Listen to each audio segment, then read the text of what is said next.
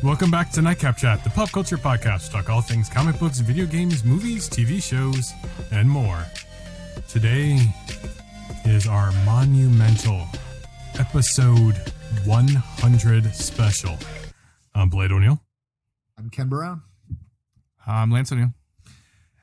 And of course, before we dive into it all, I just want to first thank you guys for getting us this far. I could not have done this podcast by myself. So Ken, Lance, thank you guys for making this a reality. You know, I know it sounds stupid. You know, this isn't the biggest thing ever, but Nightcap Chat's something I've wanted to do. I've tried to start it before.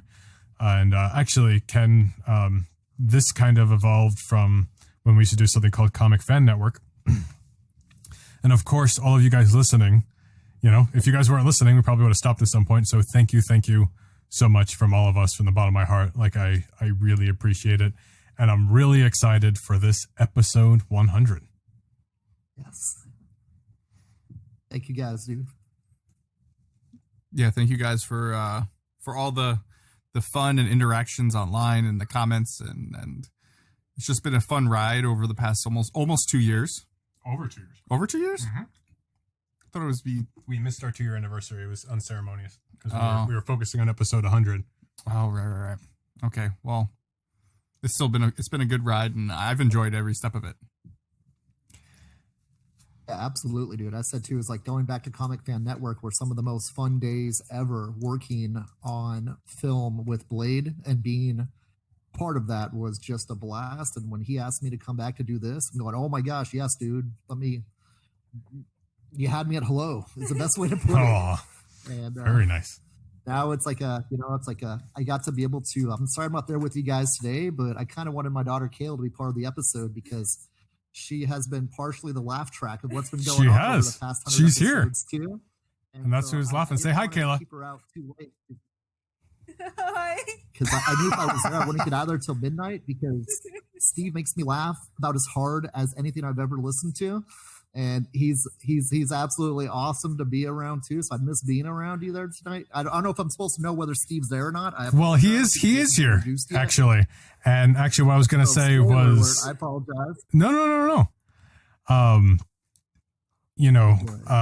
One of our recurring good fans and good people to be around on a weekly basis. You guys are awesome. So thank you for including me in that.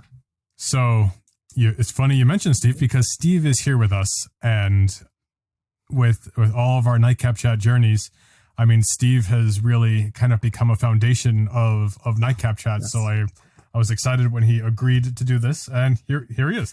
Steve, say hi. A foundation. I am a laugh track at best for nonsense, and thank you for letting me be a part of it, everybody. And I would like to thank everybody that's listening again for the views and the downloads and the sharing. But more importantly, you idiots, thanks for letting me come on here. I like coming on here just to harass and sort of gently disrupt what's been going on. But you know what? You know, you're getting up. I can see you moving around a lot, adjusting mics. It's a little warm in here, right? It is. It so is. We're going to start taking off our shirts. Well, yeah, I am actually. If you guys notice, it's just a little bit warm in here. Hold on a second. Okay. Sorry. This is just, when you work in a professional studio, I thought for sure that the air conditioning would be better. So I'm ready to go. Happy 100th episode, everybody. Crystal ball. Oh my gosh. All right, the unveiling. So I asked, we've got a really fun episode for tonight. And this is just the beginning. So if you're just listening to this on iTunes, Google Play, Spotify, Podbean, YouTube, or wherever you may be listening to your podcast, Steve's shirt says, I believe in hashtag Lance's crystal ball. We'll be posting that. How can you not believe in it? 99.996% accuracy on that too as well. Yes. I will tell you, after being tapped to do this, absolutely amazing job of hosting this sort of a panel, I guess you're calling this, I went back and I've been doing a crazy amount of research on what you guys have been up to for the past 100 episodes. I'm going to tell you, I had the shirt printed before he missed the mark on like 15 things. So So I will let you know, before the crystal ball was established, he missed on a couple of really big ones, and I have one that I want to bring up later that is laughable to me. Not in a hostile way, because I feel like him and I have like a fun hostility, but more importantly, hey, I have a gift. Where did I put all my stuff? Behind you. I have this, and maybe Lance will know what this is, and you guys might not know, but I figured you could use this. Okay, this is a broom and a dustpan. Oh, see, he just immediately put it to the side. I think he knows what that means. I don't actually. There's still 2 more games. Okay, so you did get swept, though, right?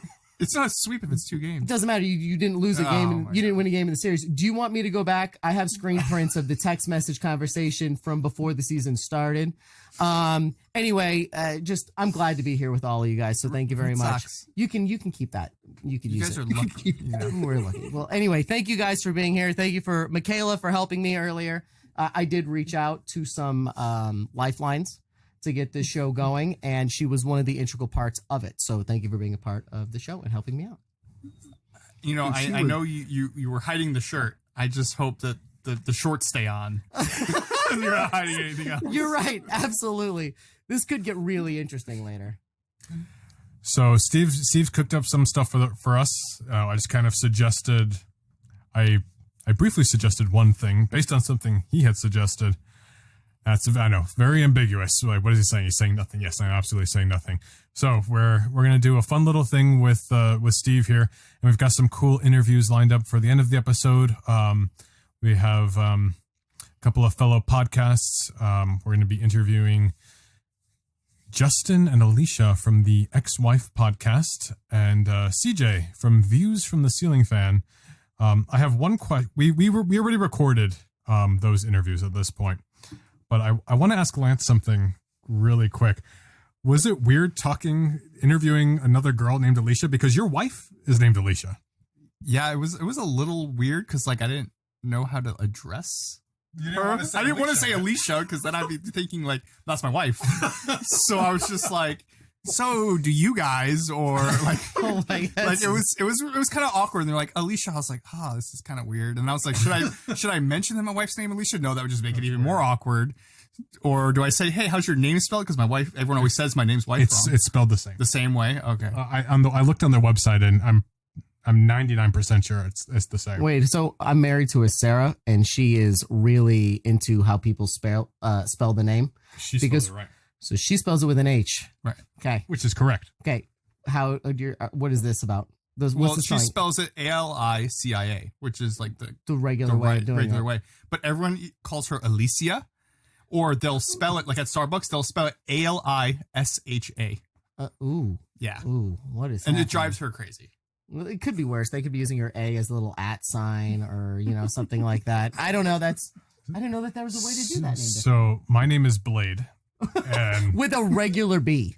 with a regular B, and that's pretty straightforward. My name is Blade, like the knife. That's the name my parents Have agreed you on. ever met another Blade? No, but I met somebody whose brother was named Blade, which was kind of a trip. Was it his real name, or Yeah, was that like yeah. a fake name? And here's the thing. Lance is going to freak out. I don't know if I ever told him this. Guess what this guy's name was? Lance? No. It was what Lance's name almost was. Storm. Yep. Wow, that's Isn't that weird? Hold on a second. That's You guys, weird. are you guys into some like weird hippie nonsense? Blade and Storm? That's what the Phoenix family, River, Joaquin, all of them are like named after weird nonsense. He was going to be Storm and Yeah. Blade? Yeah. He was born in December, and there was the blizzard of 1992. You guys are comic book characters from birth. Yeah, so there was a blizzard when I was born in 92. And then, well, it was a nor'easter. It wasn't a blizzard. And then Storm Field was also the weather guy on the radio, on the yeah. TV. So they Okay. were like, Storm is perfect. But then they ended up going with Lance. Okay. So even though my name is pretty straightforward, it's Blade. There's one spelling. My favorite screw up of all time. I was at Witch. Sorry, Witch. We'll still take sponsorships. Witch story? Witch. Something happened at Witch? Yes, This I wrote. is amazing. I Go ahead. usually just write a fake name to not deal with it, because when you go to Starbucks and your name is Blade, like, what's your name, sir? Blade? What? Blake? Hold on a Blade? Blaine? Blade? Wait. What is your fake name? I switch between things. Like, I've done like Wade. I've done Pat, because my middle name, one of my middle names is Patrick. I've done Ben because Star Wars was out. I've done Dipper just for the reaction because I like Gravity Falls. I mean, it's been an amalgamation of lots of things.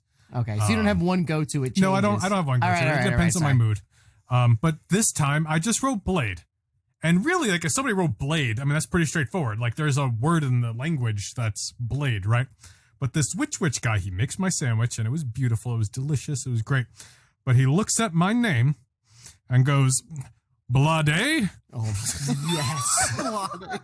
Blade is amazing. Oh, my gosh. So I guess I'm French, which actually the French word for blade would be l'homme. So it'd be Monsieur l'homme. You're really getting into French. the background. Yeah. But that anyway, is amazing. That's my favorite Blade. People have butchered Krellin since I was a little kid. Krellin, Krolin, and I'm like, there's not an O in Krellin. I don't get it, but it's always been a thing. So people have always just called me Krelly. Well, we struggle with the apostrophe. Like, does this accept apostrophe? Does it not accept apostrophe? Does the IRS accept an apostrophe? Oh my God, you mean with O'Neill instead? Yeah. Yep. It's nuts. Yeah. Half the time, like, you can't make an account with the apostrophe. Right. Like, does not work. It's like, oh well, that's my name. Excuse me. Yeah. So sorry to interrupt. Blade, Dude, what do you got on the docket for today? Just you. Really? Yeah. Fantastic. I did not come prepared. Wait, yes, I totally did. All right. So, you know what? I had a couple of ideas. Whoa. Oh, wait. Sorry. What did you say? No, dude. My last name's Brown. How boring is that? But let me ask you this, Ken. You know what I get? I always get like, oh, are you the Barbie or the Street Fighter? I'm going, shut the That's fuck horrible. Come up with some new material. Boo. But Sorry, blank. Sorry, dude. Do you have? Shut the front door. Do you have any name butchering stories? Like, has anybody ever just no? There was one teacher that did not know how to pronounce the word brown. I don't know if they misread it wrong or something. And how did they say it? Brown? No, Ooh, they stress the R, like with the little. Yeah, like brown. I'm going, what? Brown? I'm going, I don't understand, dude. How it's a color in the 64 colors of Crayola crayons.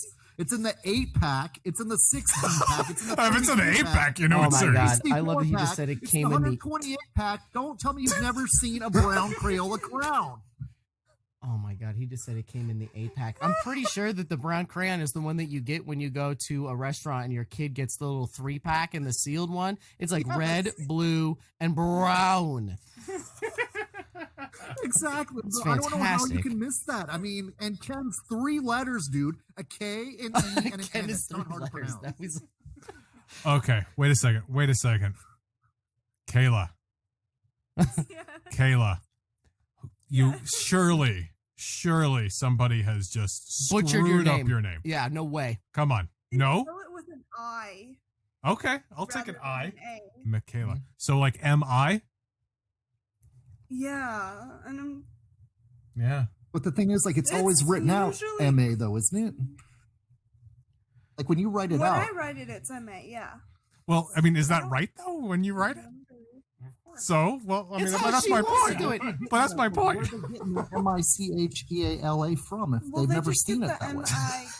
I love this. Not only are they still going on, their screen was paused and it was them yelling at each other. It was amazing. I love all of this. Right? Oh, hey, how's it going? Welcome back. Okay, so now that we've gotten the name thing out of the way. Yeah. Okay, so I wanted to go through, I had a couple of things in mind. And so Makayla is an integral part in the first one. And in no offense to the other parties, I didn't get a whole lot of help from the other people that I asked. So I want to start this panel off with, first of all, in case anyone doesn't know, I have Ken on screen. Makayla's next to him. I have Lance and Blade sitting here on a couch, and I'm going to go through some fun little things. I was supposed to be a panel host at Comic-Con this year. I had... Phoenix Comic-Con, I had 3 panels slated to host. Phoenix Fan Fusion. Thank you, absolutely. Thank you for saying it. What is it now? I don't know. They keep changing the name. It doesn't matter. It's going to change every 5 minutes. The point is it called Phoenix Confusion now? Yeah. Yes, I think that's what it is. I think you're right. That's what it is. And we just lost that sponsorship opportunity. Yeah, absolutely. Yakuway Appraisals. Okay, so I was super pumped to do this show, right? I had the whole interview thing lined up. I got my own panel. And I chose everybody on it, and it was about movies. And then they wanted me to do 3 other ones and MC the event. I was really excited because I've done public speaking events my entire life, and it's a lot of fun. Now I'm here in your upstairs room interviewing you guys, and I think it's just as good. You like that? This is the Nightcap Chat studio. It is, absolutely. We were already doing lightsaber jokes earlier, so I'm going to do a quick little game. And this should have been a longer bit, Makayla. Just so you know, it should have been a longer bit, except I don't have as much material to work with. I'm going to play a game called Never Have I Ever, and it's with you guys. Okay? Oh my gosh, what is that? Okay. Now, believe me, this bit had legs, and I think it's going to be a very short bit. Makayla was the one that came to the table with a lot of material. So the game is Never Have I Ever. I'm going to read off something absolutely what I find to be hilarious. And if you are the person that has done this, you raise your hand and then explain yourself. Okay. So when we're raising our hands, let's be vocal about it. Just we'll be vocal. Be conscious we get of this. Okay. The people listening on iTunes, Google Play, Spotify, Podbean, or wherever fine podcasts are given away.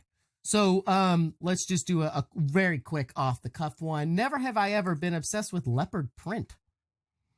So wait a second. Do we raise our hand if? No, you've already spoken, which means it's you, Blade. So let's just go through that. Okay, well, I love leopard print. So, but just so I'm clear. So am I raising my hand because you're good? You just explain to people what's going on now because you're the one I'm talking about. Okay. So you like leopard print? I love leopard print. I love leopard print. Okay, so I just found that awesome. Yes, it's fantastic. Like you should look at my Amazon wish list right now. I have some coats and button-up shirts that are leopard print, and like, you know what? Like I've just come to this point in my life where, like, why am I wearing clothes that I don't? I have t-shirts, but like I'm just gonna start dressing the way I want to dress, and I don't care. I'm gonna wear leopard print. I'm gonna wear snakeskin. Oh my god, you're George Costanza. You're George Costanza. I don't care. I don't care anymore. Yeah, I would drape myself in velvet if it was okay. Velour, that's you. Velour. I would drape myself in velour if it was socially acceptable. Look, life's too short. Like, wear what you want. And yeah, there's some big changes coming for Blade. I'm just gonna wear what I want, and I don't care. I feel like I tapped into some really interesting background here. Like, I didn't know that it went to as far as sheets, and then you editing the show to make sure you couldn't say that one thing about ripping sheets, which I don't think is offensive to any listener group at all. But I feel like his Amazon wish list is like, oh my god, what some lady that lives in Sun City has. It's the same thing. Absolutely. Yes, I know her. It's exactly, they have the same thing. You guys both like, oh, this is ridiculous. Nicely done. All right, so never have I ever. I also have a leopard print trash can in our closet. See, Makayla, this is why this bit doesn't end. I was trying to go to the next person, and he went even more with his obsession in leopard print. I mean, you asked, so I'm an open book. This is exactly what you get. So here we go. Never have I ever dressed as a pregnant Carol. Oh, I guess I have to say, I have to raise my hand here. Oh, hey, Ken, how you doing? I didn't expect you to raise your hand on that one. How's it going, buddy? Oh, wait, a pregnant what? Good. Yeah, I've been a pregnant Carol from The Walking Dead before. No, actually, it wasn't Carol. It was Lori.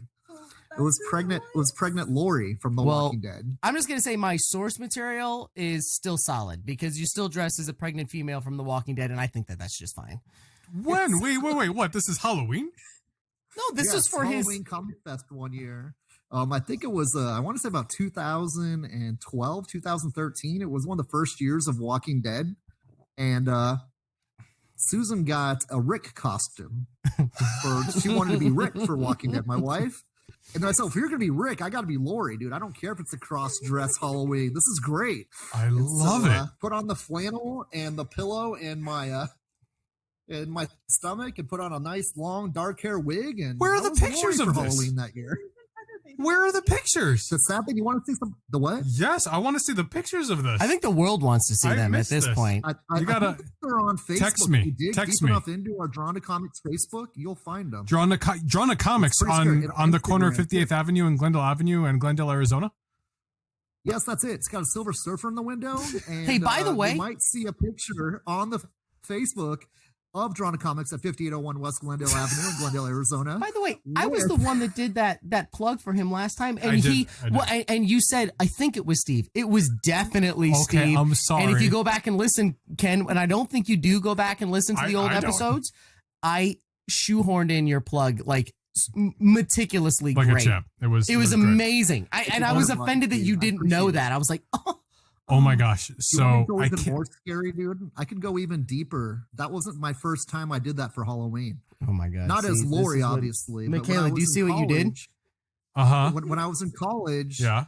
my girlfriend at the time wanted to be the football player, so I was the cheerleader. Mhm. What?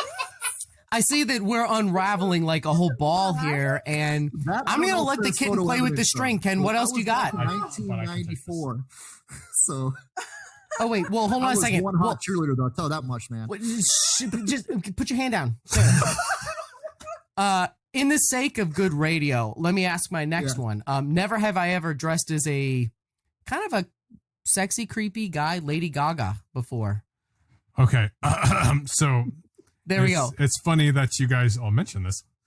Well, yes, I did dress as Lady Gaga in a Halloween costume, and I just started a job at an advertising agency like 3 weeks before that, and of course I come in as Lady Gaga, and I did it up. I had the wig, I had this dress, I even had Erica help me, and I did all of her tattoos all over my body with a permanent marker. I did her little paragraph on my inner arm, and I like whatever's on her shoulder and all that. And I found out later that my boss wanted to reprimand me for being a dickhead to one of the account executives, but he couldn't find it in him because I was dressed in drag and he couldn't take me seriously. So I got away with it. But Ken, I can't believe that I totally missed it. Susan dressed as Rick, so you did Lori.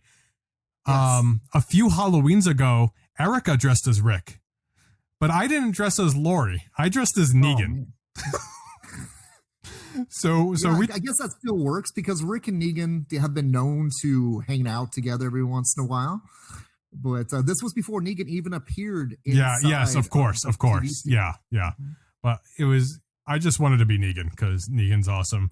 But it's just really funny that both of our wives have been Rick Grimes, Rick. have crossplayed, I guess. Rick Grimes. That's pretty crazy. Well, I'm just glad that I got to bring it to everybody's attention. I've cross-dressed for several Halloween costumes. See, this is the funny part. I didn't expect the I cross-dress all the time joke. No. I didn't say all the time, but for several costumes. I have a question for you. When you do a lady bit in the studio, do you dress as a lady in the studio? In the studio, I've only If in you the have studio, if you're even thinking of this, then that means that you're way method and that I am method. But the one time that I played a woman in a production, off the top of my head, it was a fan project for YouTube, and I just did it just because I found the project and I auditioned for it and I thought it was fun. It's a fan Lego film. I play Granny Goodness from Ken Granny Goodness from DC. From I thought it would be a fun role to play, and they were open to whatever because Kari Payton, he's a male voice actor. Kari Payton plays Granny Goodness in the DC animated stuff. So I thought, it would be fun to do my own take, and I got the role, and I did. It was just a little fan thing. It was fun. So if you're doing method acting for that, did you just drink like prune juice for a month? Or? I didn't method act for that one. It was a short little bit. It was just for fun. Oh no, I get it now. You're stuck in it. This is why you want the leopard print everything. this is okay, you guys. Circle. This was supposed to be a fun thing. I think this is more therapeutic. It was a fun role. We're getting to the bottom of your host here, and I'm glad that we're doing that. So, okay. So the next one I have here is, never have I ever just absolutely destroyed the competition in limbo. Are you a good limbo artist / master? And I see the hand is raised. So apparently, oh dude, that is not what the stats say. What do you mean? The stats say that Lance is the limbo master. Well, at Blade at your wedding. At your wedding, he I pwned. destroyed everybody in limbo. Right. So I remember I beat everybody, and it wasn't even close. Did you win? Yeah, I won. Oh. all I keep hearing is that it wasn't close and that Lance is super limber and good at limbo. I'm limber too. I don't want to be discredited here. Well, okay, when we were kids, Blade was the limbo champion. When we were little, messing around, like as like, you know, like I don't know, 8-10 years old, around there, Blade would always win at limbo. Okay, I want to stop you for a quick question. So I have a brother. He is 3 years younger than me. We don't talk anymore. I think the guy sucks. But we used to be pretty close. Right? I kind of see it here. As close as we were, we never had limbo competitions. So can you give me a background here? Are you guys setting up like a broomstick on two chairs, like when mom and dad are gone? Like, no. Let's see who's gonna freaking limbo today. Like, this is gonna be the summer of 03. We're gonna limbo like you've never seen it. I need to know what the when we were growing up, like we lived in a like we owned, like our grandparents owned like an apartment building. There was like 3 floors and a basement. So we would always hang out with our cousin. It's a 3-family house, yeah, but like a triplex.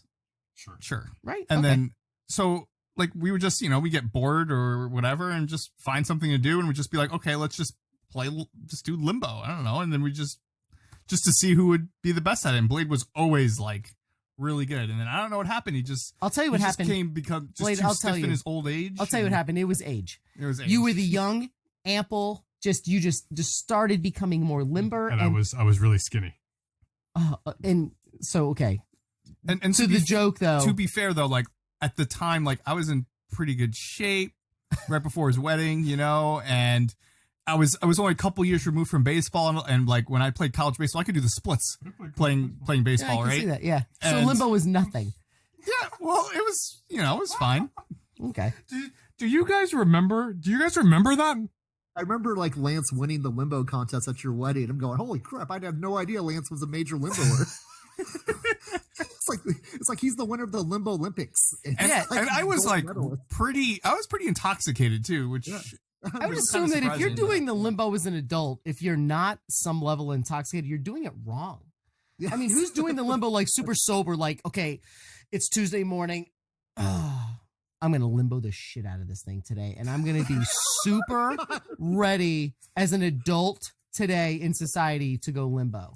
And I still have the limbo stick. Of course he does. Why wouldn't you have the limbo stick? I made it. Actually, Lance helped me make it. Do you remember we spray painted that stick black and we wrapped it in purple ribbon, and you helped me with baseball bat handle grips, and that's how we wrapped the ends of Makayla, it. when I asked for your help, you didn't know it was going to go this deep, did you? We're getting into some childhood stuff here right now. So I have one more before I go on to my real game, because this one didn't work out the way I wanted. Never have I ever do I own a game show reflex? That would be my hand raising again. Oh, there he goes. Hey, how's it going, buddy? Can you explain what the hell a game show reflex is? Because apparently this is some ability that you have that I am dying to hear about. Okay. Growing up, my mom loved game shows. There wasn't a game show that wasn't on TV, at least 3 different ones a day. And so my wife will be telling me a story, and I'll try to guess what she's telling me before she gets it out. And unfortunately, it drives her nuts. She'll just let me tell the story. Oh my God. And I'm kind of going like that. Oh, is this? And she goes, no, it's not that. And I go, oh, it's the red car. No, it's nothing to do with the car. I go, oh, the grass needs to be mowed. You want me to do the grass yard? No, just sit and listen. And I start saying, honey, you know what? I just have what you call game show reflex. I can't stop answering questions before they're revealed. And it took me about 10 years to stop using game show reflex. And it's now only happening about maybe once or twice a week rather than once or twice a day. Once or twice a day this was happening? Hour. Hey, easily. Okay, easily. So SO2 is like that. I had to almost go to rehab for game show. Yeah, I was going to say, there's a therapist out there for you. If you can't go just a regular day without doing this. I can't watch Wheel of Fortune and wait for the puzzle to be solved. I have to guess at least 12 times before it's revealed. Can I ask a general question? What is your percentage of accuracy when you predict that early on in the episode? So seeing about the question. What? Oh my God, you just had it right on so quickly that I spoke over you. Can you say it again? About 26%. There it is. 26%. All right, cool. All right. More than a quarter of the time, so that's good. I like this. Thank you very much. That was a great bit. Okay, so I'm going to end. $1 wins about 28% of the showcases. Oh my God. You'd be 28% more in Cuba than. Wait, no, they don't do Cuban trips. It's always Mexico, you watch a lot of, which one are you talking about? Is it Wheel of Fortune? Price is Right. Oh, Price is Right. So, but you have this in general with every game show. Oh my gosh. Hollywood Squares, Price is Right, Wheel of Fortune, $25,000 pyramid. Who wants to be a millionaire? It doesn't matter. I'll sit there, and if I had to watch it, I had to watch it. That's the thing of being at my mom's house is there's a game show on. Even what's a Cash Cab? Oh, I love Cash Cab, by the way. I loved Cash Cab. Big mistake that I didn't ever capitalize on Cash Cab. Are we still good? I know. I wish I could have gone on. Like, how do you get on Cash Cab? I just want to go find the cab that gets me. You're in Cash Cab. Dude, that show used to be my late night show. It used to make me insane. Before I go off to the next one, I have just a quick question for you, Ken, that I found was very interesting. Would you like to clarify for the court what Puppy Man is? What? I just think that the viewers need to know before it gets out there. Wow, she did dig deep. Okay, I've always wanted to be a comic book creator. And unfortunately, the one idea that I came up with was called the Adorable Puppy Man. And it was the origin of this guy that was like this great James Bond / Tom Cruise, Mission Impossible type of mercenary, vigilante, ex-military bad A that was trying to more or less stop the Kingpin, which was the Doberman and his Minpins. I love it. From kidnapping puppies to make PETA angry. I'm glad you clarified piss off is not okay for the show, and blowing them up for everybody to see around the world. Well, this special ops mercenary was hired by PETA to track down this guy and stop him from torturing small dogs. And so he gets there and rescues one of the puppies from being microwaved. And of course, the radioactive dog bites the man. Thus, the origin of the radioactive, the adorable puppy man, and he slowly starts turning into a canine type human that goes around and crusades and saves the world. But that's it. I just want to say thank you, Steve. For getting to the bottom of these hard-hitting questions. You're exactly right. Thank you for that. And thank you, Makayla, for the endless amount. So just as a background, I asked both of the spouses of these two morons over here. And Lance's wife has nothing, making me feel like you're some sort of an FBI, CIA insurgent because there's nothing crazy about your background. I figured, okay, college athlete. Okay, it's got to be some hazing nonsense, right? Blah, blah, blah. There's got to be some idiotic thing that you've done. And there's nothing. Either your wife is blind to the fact of who you are, or she's hiding something, because all I got was that you were good at limbo. And actually, I'm going to be very clear. I didn't even get that from her. I got that from his wife. Your wife said that she sent me a funny picture of you coming down one morning and messing with your dogs. No, those were Blade's dogs. Okay, and those could have been not even your dogs. So the point here is... Wait, what is this picture? Makayla, I thank you so much for your background, or else this bit would have been ruined. Okay, so I'm trying to move this along here, or else this is going to be a 9-hour show. I won't say what I was going to say then. Okay, so here, I want to go through a thing with you guys real quickly. And when I say real quickly, I mean this could take 4 hours. So what I mean here is it's obviously not going to take 4 hours. Once I got tapped by the master of all things show, Blade here, to host this illustrious panel of fantastic people, I went through and I've listened to every single episode of every show you guys have done. And that meant that for the past, when was it? I was texting you, texted me on Monday, right? So I thought that this show wasn't going to air for another 3 weeks, and I had some time. And then he goes, dude, it's Monday. And I'm like, are you effing serious? Are you serious? And he goes, well, I mean, you don't have to be a part of it. I'm like, oh my God, what a dick move. Okay. That's not what I said. It is exactly what you said. You said we don't have to do your bit. And I'm like, that's fine. I have the matza to do it. I've been preparing. That's an exaggeration. I said if we're running out of time, like, it's okay. We'll figure something out. No, okay. No pressure. No, give the mic back to Lance. Okay, no. The point here is he misled me. And I'm going to tell you why. It's because your shows already say we're on episode 105. I thought this was going to be significantly like later in the month. Like this if you go through and listen to all your shows, like you just did episode 106. So I'm very confused by the show titles. So you're probably listening on iTunes, and I don't understand. I am listening on iTunes. The misnumbering. I don't know where it happened, and I don't know how to fix it. And that's all I know. There we go. Then that's fine. So to my credit, I had a limited time. So I have had no social life for the past week because I've been listening to everything you guys have done. And I want to say congratulations. 100 episodes on nonsense. Absolutely the most educated nonsense I've ever heard in my entire life. And I am in awe of all of you. So what I did was I went through and on some of my favorite episodes, I picked out and I have some questions for you.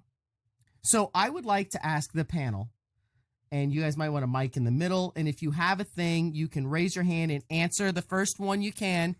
And I feel like Blade is going to have most of the answers memorized, except for the fact that every time I ask Blade a question, he goes, I didn't say that in that show. And I'm like, yes, you did. All right. So after doing that fantastic game that had very limited material for Lance, and I swear you're some CIA agent. You know, I've actually been contacted by the FBI. This is not even a joke. They've contacted me on LinkedIn to apply for jobs for the FBI. I kid you not. I'm not even making that up. I'm so curious. Was the FBI like lowercase and then like did it have a weird address? Because if so, I hope you didn't apply. No, it was like the legit like. For real? Yeah. Well, that makes sense because your wife wouldn't even give you anything. She was like, at one time he came over and acted like an idiot in front of our dogs. That was it. And I was like, do you have anything else? Because I don't even know Ken. Like, I don't know Ken. So how do I get anything? And she's like, you can ask his wife. And I'm like, I don't know his wife. So what did I do? I called the comic book shop and some dude answers the phone. I'm like, is anyone other than Ken here? And he was like, well, I'm here. Is his name Chris? What's that guy's name? And he was like, why are you harassing us? Yeah. And he was like, I don't know. And I'm like, all right, I'll call back when his daughter's working. So I called back 4 hours later and Makayla was like, this is really creepy. And I'm like, listen, I'm aware that it sounds creepy, but this is for a good cause. I need you to give me dirt on your father. And she did. And Makayla, I want to thank you because out of both of these two, none of their spouses or former whatever you call them, no one gave up anything. Thanks. Blake just spit all over me. He did, so I love it. So, Makayla, you really came out, and I appreciate you helped my bit. So thank you. You know, I'm sure Blade probably has some Wait dirt a minute. on me. Can I be? This is okay. So hold on a second. I didn't want to ruin the bit, but because Blade didn't even know what I was doing. But you should have more dirt than anybody. College athlete. I'm like, he must have done some insane nonsense, and instead I got nothing. That you were good at limbo. So just so we're clear. This joke was ruined by the fact that you had nothing. And that's why I'm pretty positive that you're an operative. So that being said, I know we're on good grounds. I'm glad we're good. There's nothing I'm hiding. Okay, but nobody's talking about when he played a fork in one of my short films. This is what I'm talking about. I don't know these things because you didn't tell me you played a fork in a short film. I did play a fork. And do you want to know what the voice sounded like? More than anything. Sorry. Hold on. It's really hard. Do you remember a line? I'm a fork, you jerk. Oh, yeah. That's exactly how it was like, I'm a fork, you jerk. Oh, no, spoon. Oh, no. Ah. That's exactly what my voice was on the. This is film. Absolutely. We might reboot this character. So like Ken had his puppy man, and I won't say what this was called, but this was this. Well, thing. I love every bit of it. And I thank everybody for still listening after this, 14 minutes, 25 minutes of nonsense? I spit whiskey into my own eyes. Okay. So I want to go through this in a very casual yet quick response way. So can I see you over there on the TV? And here's what I did. I went and I literally listened to every single episode that you guys have had. And I took down some notes and I made some questions. Okay. And here we're going to go through. I'm going to read off the question. Just raise your hand and say, I got it, and go for it if you have it. Okay, ready? Okay. On episode 69, we are talking. Oh my God. Grow up. We are talking about the X-Men's 20th anniversary in cinema, right?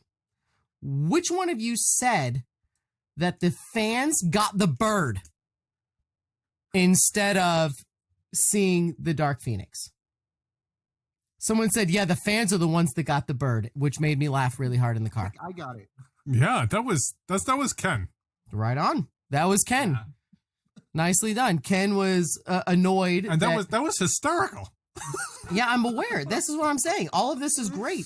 So you're right. We were talking, you guys were talking about the X-Men, and I will get back to those later, but the organic nature of you just saying, the fans are the ones that got the bird. I almost had to pull over to regain some composure before continuing my drive to wherever the hell I was going. Okay. My filters are not always on par. No, that is awesome.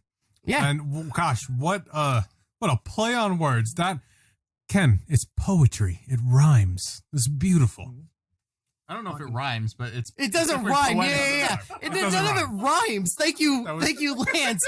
I don't know how to call out the host of the show except for the fact that his brother did it, so I'm okay with it. None of it rhymed. Well, that's a George Lucas quote, guys. That bird in that movie laid a turd. What did you say? Does that count? What? Will that work? The bird in that movie laid a turd. Oh, yes. Yes, See? the bird. Yeah, all of that works. Yeah. Okay. All right, so I have the next. It's not that good. It's not as good. It's not as good. Well, not everybody can lay out gems like you did before. Okay, you ready? Okay. Which one of you said this? The bird was absurd. This is a recent episode. All right. No. Which in episode 104, which one of you said for quote for $700 he better transform and pick up my Uber Eats? I think that's Ken, right? No, that's Lance. Is that me? That's Ken. Is that That's Ken. It's Ken. It's Ken. Yeah. It was Is Ken. it me Yeah. again? I'm not just going down the list of Ken things, but I laughed so hard because you guys were all talking about how Lance was like, I'm not spending anything on this unless I'm buying every Infinity Stone and another gauntlet, and then I want to buy them individually. But when you talk about a $700 Optimus Prime that unfolds itself, no way. And then Ken goes, yeah, it better pick up my Uber Eats and bring it to me if it's going to be at that price, which I thought was absolutely fantastic. Okay. So now I'm going to go back to some deep cuts. Are you guys ready for this? I don't have a sexy deep voice. cuts. I wish I had your range. My sexy voice is just my other voice, just slightly lower. Let's go back to some deep cuts. Episode 3. Whoa. Episode my first 3. appearance? I think so. Which Nightcap host was, quote, part of the snap and did not make the cut that day? That was Ken. Ken was snapped. Ken was snapped because he came back on the next one And what was the topic of that show? of episode 3. Yeah. Infinity War. Bam. Nailed it. Point Blade. Even though we're not keeping points, Because that was my first episode, right? it was your first episode. You're right. And I was a little bit confused by listening to it because, as the viewers know, you guys were doing a show on Twitch before you were doing it here. Yeah. So listening to it from the beginning and not missing an episode, it was interesting to hear that you guys had shifted platforms. And over here, he was not here. Then it shifted for about 6 months back and forth. It was either Lance or Ken, and it was a two-person show back and forth for quite a bit until you guys started. Are we calling this 3-teaming it? I don't know what it's called. Yes. Whatever it is, he just gave me a really funny look. Whatever it is hit its core, and the Yeah. 3 of you together have it mastered. But that episode was hilarious because someone got snapped, and Yeah. it was Ken. And it was always meant to, in the beginning of this iteration of Nightcap Chat, it was meant to be the 3 of us. And there's just some weird things in the beginning. But yeah, so we mentioned Comic Fan Network, and it was something that Ken and I did with a couple other people.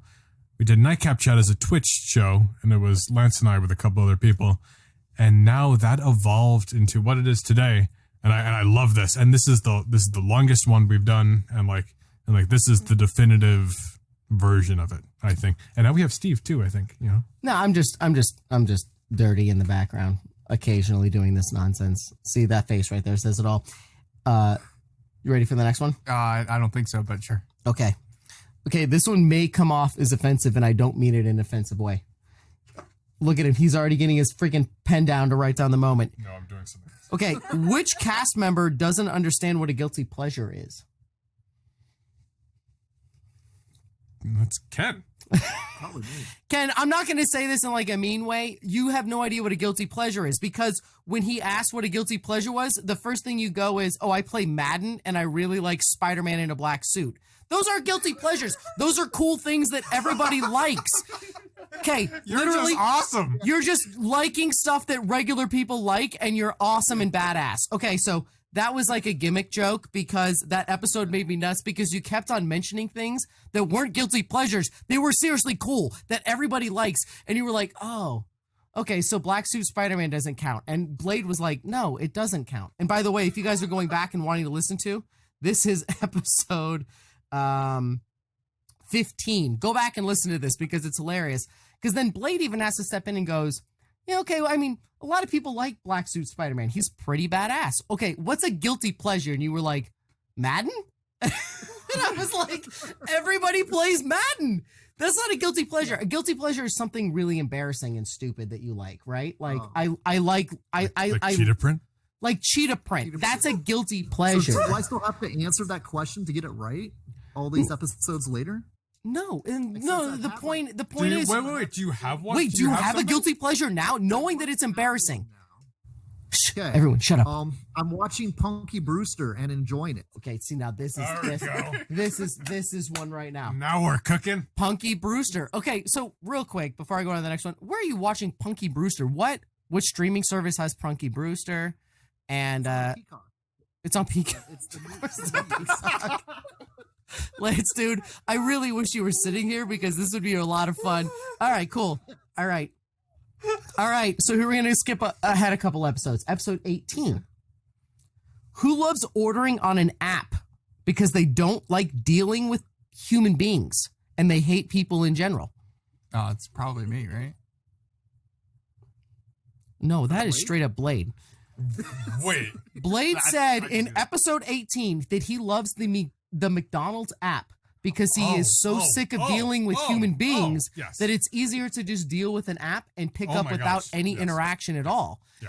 So I find it wildly entertaining, but also so bad. You got to get back with people. No. People like you. No, that's fine. That's great. I love you too. But why do I have to go through the drive-thru and like talk to somebody? Like I can just, well, I mean, to be fair, I mean, when I'm driving, like my wife usually does it. We can just select like got a couple Big Macs, 10-piece chicken nugget. You pull into a spot and they bring it out to you. And what drives me nuts, and much love to all the McDonald's employees. I love you guys, whatever. But there was always this lady who came out and she would give me the food, and then she would just do like, anything else I can get for you? And she would stand there. I'm like, stop, just go away. Leave me alone. Like, I don't want to talk to anybody. It's all in the drive-thru experience. This is an intense, I mean, I felt like it was forced on me. The most intense drive-thru experience I ever had, as far as like interaction with people, was the same lady that worked at Taco Bell. Okay. The 3 years I've been going there. Yeah. My wife thought she was hitting on me, and she most definitely wasn't. It was literally because I had seen her every time. That is the closest it's ever been. And she wasn't hitting on me. She was great. And her sister still works there. You know what place I love, but I won't go there because of how they are? Wait, I think I know what it is. You probably do. What? Chick-fil-A. Oh, no. Oh, no. Dutch Brothers. Dutch Brothers. Well, I won't go to Dutch Bros if you paid me to, but what is it? It's just they literally... It's all gimmick, right? Well, they just talk to you like, how's your day? What are you doing today? Yeah, that's like, the whole gimmick, It's none right? of your business. Leave me alone. Give I me want my coffee and shut up. and get the hell out of my way. That's what it is. Okay. Wait a second. I get it. I totally get it. What is happening in the show? Now all of a sudden you have a prolific you're getting it moment? What is this? Go ahead. What do we got? Wait, Ken, what were you saying? So I can see Lance. You don't care about how my day's been. But okay. So the best part is you turn the question back to them to give them like a really legitimately long answer, and then ask them, "Did you enjoy that?" Turn it back on the host, Ken. That's how we destroy customer service today. Put them on the spot. Ruin their day. Make them feel awkward. You're right, Ken.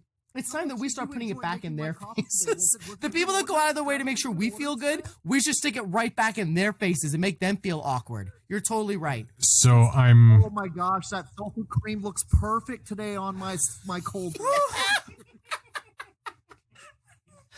This is such an antisocial show. Wait, no.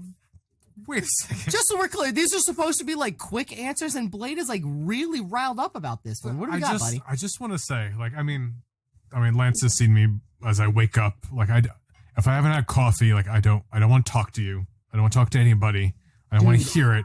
You know, like, I have been a cup of coffee. Yeah, I've been a part of calling you in the morning. I did not know what was going on in the world of Blade. He's one of those stereotypical guys that they make those posters for at Target. They say no coffee, no talkie. That's you, man. Are you really? Yeah. I get up 2 hours before work because I can't show up to work how I am before I'm like awake. No way. Wait, Ken, are you one of those people? You seem super ready to go. I do like my coffee in the morning. Yeah. It's like if I don't have a cup of coffee in the morning and go to work, and I'll the whole drive. Oh man, I'll way about the fact of like I'm so tired, and I hate it because I don't want to be that way. But it is like making up like weird music, and I'll just say stupid things the whole way until I get coffee. This is a fascinating revelation today, you guys. I don't want to talk to anybody, but for Dutch Brothers, and like we had this, Eric and I had my wife, we had a weird kick where we would go to Dutch Brothers on Saturday. So I had to force myself to get in the car and go to Dutch Brothers without coffee. Okay. To get your coffee, you had to get in the car to go get your coffee. I got you. Yeah. It's rough. I don't even care. I don't want to hear it. It's rough. And I had to put up with Dutch Brothers like, hi, how's it going? How are you? Yes. What are you doing? Like, I need coffee. Like, I just put some milk in it. Like, let's do this. But I appreciate what Dutch Brothers is doing because in order to buy a Dutch Brothers franchise, you're forced to work there for like 6 months or a year or something. So the people who buy into Dutch Brothers, like they have the shtick as well. They have to be in it to win it. Like they have to be on the ground. And I really respect that about the company. So, I mean, as much as we're making fun of this and I get it, but like I have a lot of respect for what Dutch Brothers does as far as customer service. So now I would like to move this conversation along to the next question, except for I want to combat that with one thing. Does anyone else buy into a franchise not in it to win it? Like, I just bought into this and I'm really hoping we fail. Blade, everyone that buys into a franchise is in it to win it. Just because they have an overzealous personality and they want to sit there in a drive-thru with an iPad doesn't mean that they want to win it more than the person that bought a Domino's franchise. I disagree. Like if you could buy a Domino's franchise, right? And just for whatever reason, doesn't matter who you are. Because you like pizza. Yeah, sure. But you never worked at Domino's. I worked at Pizza Hut. Well, okay. Now we're getting it's like personal. Lance, I feel. Wait a second. Right now, because I went to pizza. Now you're like breaking it down. No. But I'm just saying, like, if it's a different experience when you're the peon, you know. So the fact that Dutch Brothers forces you to be that peon, I think it gives you a level of respect for the everyday worker, and you kind of come at it from a different perspective. I'll tell you. You know. Do you agree with me? All of this is going to get cut out of the show. No. I mean, I think it's just kind of like a gimmicky. Well, yeah. Thing that's what makes it a shtick versus going to anywhere else for coffee. Dutch Brothers. And it's a little disingenuous. I feel like nobody's really that happy at work. You know what I mean? Like this is all a shtick. Just shut up and give me my coffee. Exactly. I literally haven't gone there in over a year because I don't want to hear your nonsense and I don't want to talk to you. And I have respect for the people that work there. Like that's what you're paid to do, and that's what you do. Good job. So, but as an introvert, I never want to go there ever again. Okay. This is not going to be the trashing Dutch Bro show, but I know love Dutch Brothers. One very specific demographic that loves to go there, and I would say. And I always lose my Dutch Bros card and never hit the free drink. See, and that's the other problem. Do you ever get the stickers? I know that's a big deal. All right, now I'm just going to move on. Okay, so the last one I did, I subtly made fun of Ken for not knowing what a guilty pleasure is by Ken. All you did was name cool crap. That's not guilty pleasure. You're just a cool guy. So if that's if that's the bottom of Ken, then you're the coolest guy I ever met in my entire life. Okay. Is Knight Rider a guilty pleasure? Oh, now listen, I'm going to ask you to quickly shut your mouth because there may be other questions in the future that have to do with what you just said. So shh. All right, so here's a question. I'm going to give you an episode number, over or under, and you tell me when this number was. Gosh, but are you talking about real numbers? Episode 40, over or under. When was the first time that Lance's crystal ball went way wrong? Under. Under episode 40, and do you have a specific situation where you knew that it went wrong? Are you saying, like, if we say under, it was before episode 40? Yes, I'm sorry. Over. Under episode 40. Over. Okay. So we already have an under and an over. Ken? Man, dude, I'm going to say under, too. It's hard Okay. to say under. Oh, no faith. Okay, wait a minute. So no confidence. I'm gonna do the listeners a solid and cancel you out. It was under. It was in episode 35. Ooh. Do either of you two, Blade or Ken, know what he got so dramatically wrong, even though he was so prolifically like in his state of mind that the crystal ball was correct? Episode 35. Do you have the title? Do you have the title of the episode? I don't have the title, but it was about New Mutants. Okay. I know what it was. Go for it. Just say it. It was the fact that the whole movie took place in limbo. That's it. He was like ready to bet his paycheck that the whole thing was going to be in limbo. He was so like nailed down, like, you guys are dumb. This episode is all about, it's all going to be in limbo. And to be fair, I get it. But I mean, I think to a degree, it was just giving Fox too much credit. yeah, okay. But do we really know that it wasn't in limbo? Okay, I knew you were going to say that, and I don't disagree with your statement, except that's a really prolific, deep digging. Question, was it And or we'll was never it know. not? It wasn't a weird world, and it was ran by what's his name, and by the way, Mr. Sinister. you called that too. It was just What was that? interesting to see that the crystal ball failed at his first time. I mean, and- I think that's just all perspective, you know? Absolutely. But if you want to go back and be a purist, episode 35 is when the crystal ball starts to shatter. That being said, I am wearing a shirt. This is, I believe, in the crystal ball. So, all right. In episode 30, what did Blade use as his 007 gun as a kid? You obviously can't answer. Lance, Ken, go. Let me see, dude. Blade used some weird object in his house Come on, Lance, you know. as his 007 gun when they used to play Goldeneye. He'd run around the house with this one particular object as his Walter I can't believe I PPK. said this on Nightcap Chat. And you can't believe that I remembered it because I listen to everything that you guys do. Hardcore fan. I don't remember broomstick. Lance. I can't believe I'm not recalling. I know as soon as he's going to say it, I'm going to be like, oh, yeah, I'm an idiot. So Can, I will. Can I say it? No, can I say it? Because Yeah. to prove that I listened to it? Yeah. You had a slot car set. Yeah. Right? A race Yeah, car set. Yeah. And the antenna would unscrew off and you would use it as your James Remember? Bond, Walter PPK. You 'Cause it use was an like- it antenna was for like a good slot shit. car. Just a little back episode. The only people on that episode was Ken and Blade, and you talked about that gun for 15 minutes, Ken. Are you serious? The you guys talking about the use of that gun was the most adorable thing I've ever heard because Ken was like, dude, I used to use nonsense like that too. You used an antenna? That's fantastic. So this just goes to show how long this show has been on, that both of you have forgotten that this show exists. Wait. Set of Alzheimer's, so refresh me about what we talked about. The point of the show was nostalgia nonsense, and you were talking about slot cars and There's a lot of Goldeneye. cars. Yeah. And Goldeneye, and he said that he would unscrew the top of his slot car remote control and use it in his house and shoot his brother and his friends with his antenna as his Walter PPK. Man, dude. All I remember is like loving slot car races. Like There where you I go. Press, like, did we talk like about like where you press so hard the car would jump off the track all the time? You did not go into that detail on slot car racing. No, you went more into James Bond. Ken, I have a confession. Like, I don't listen to Nightcap Chat, so that's why I don't remember a lot. I know that's why this is fun, because I know that no one here listens to the shows again.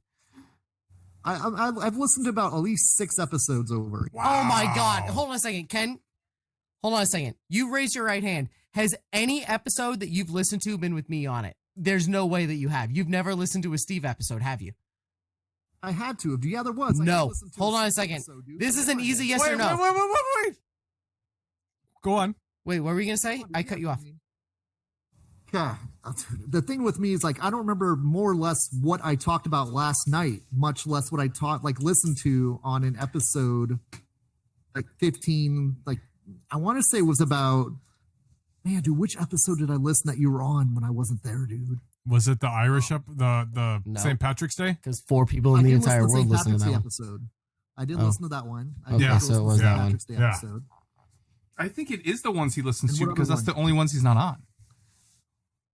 Yeah, You know what, though? Interesting. I don't want to hear myself. Yeah. Interesting. I that's interesting. All right, cool. I watched the episode too when I felt bad because I had to leave. But when you guys were doing the Disney episode, that was gold. On the Facebook time, you guys. Oh, you mean Blade versus Steve? Oh yeah, When I won. Oh my God, get the hell out of here with you won. I won. Dude, even the host of that show, no, Officially. you didn't win. Get out of here. Okay, you Well, guys he fixed ready? it, so I won. Okay. I'm going to move on to the next question. You guys Rigged, ready? Just like the NFL. Oh. You guys ready for the next question? In episode 55, Blade said that the actor Cillian Murphy would play a fantastic MCU character. What MCU characters did he say he could play? I thought that was Obviously, me. Blade could. Nope, he did it. I Nope. said he could play a great nightmare. Hold on. That hold on. might have been a response to what I said. Ken, do you have the other character that he potentially said? Oh, I think I know what it is. Cillian Murphy could be like Odin, No. Impossible Man. No. Doctor Doom. Yes. He said both of those. Doctor Doom. Yeah. I said nightmare. You both Yeah, said I Nightmare. said too. I don't He said remember it, and then what you were happened. like, that was my pick. Doctor Doom. That's a good pick. Okay. Yeah. All right. Cool. Okay. All right. Episode 55. This is a fun one. Now, I only have answers from Ken and Blade because you just kept on responding to them without giving your own. So that's okay. What C-list characters can handle a major motion picture? Who did Blade choose? And Ken, who did you choose? Oh my gosh, dude. Do you remember? Oh, this may be more of a question for Lance. Do you remember who they chose? I'm assuming Ken chose Alpha Flight. No. No?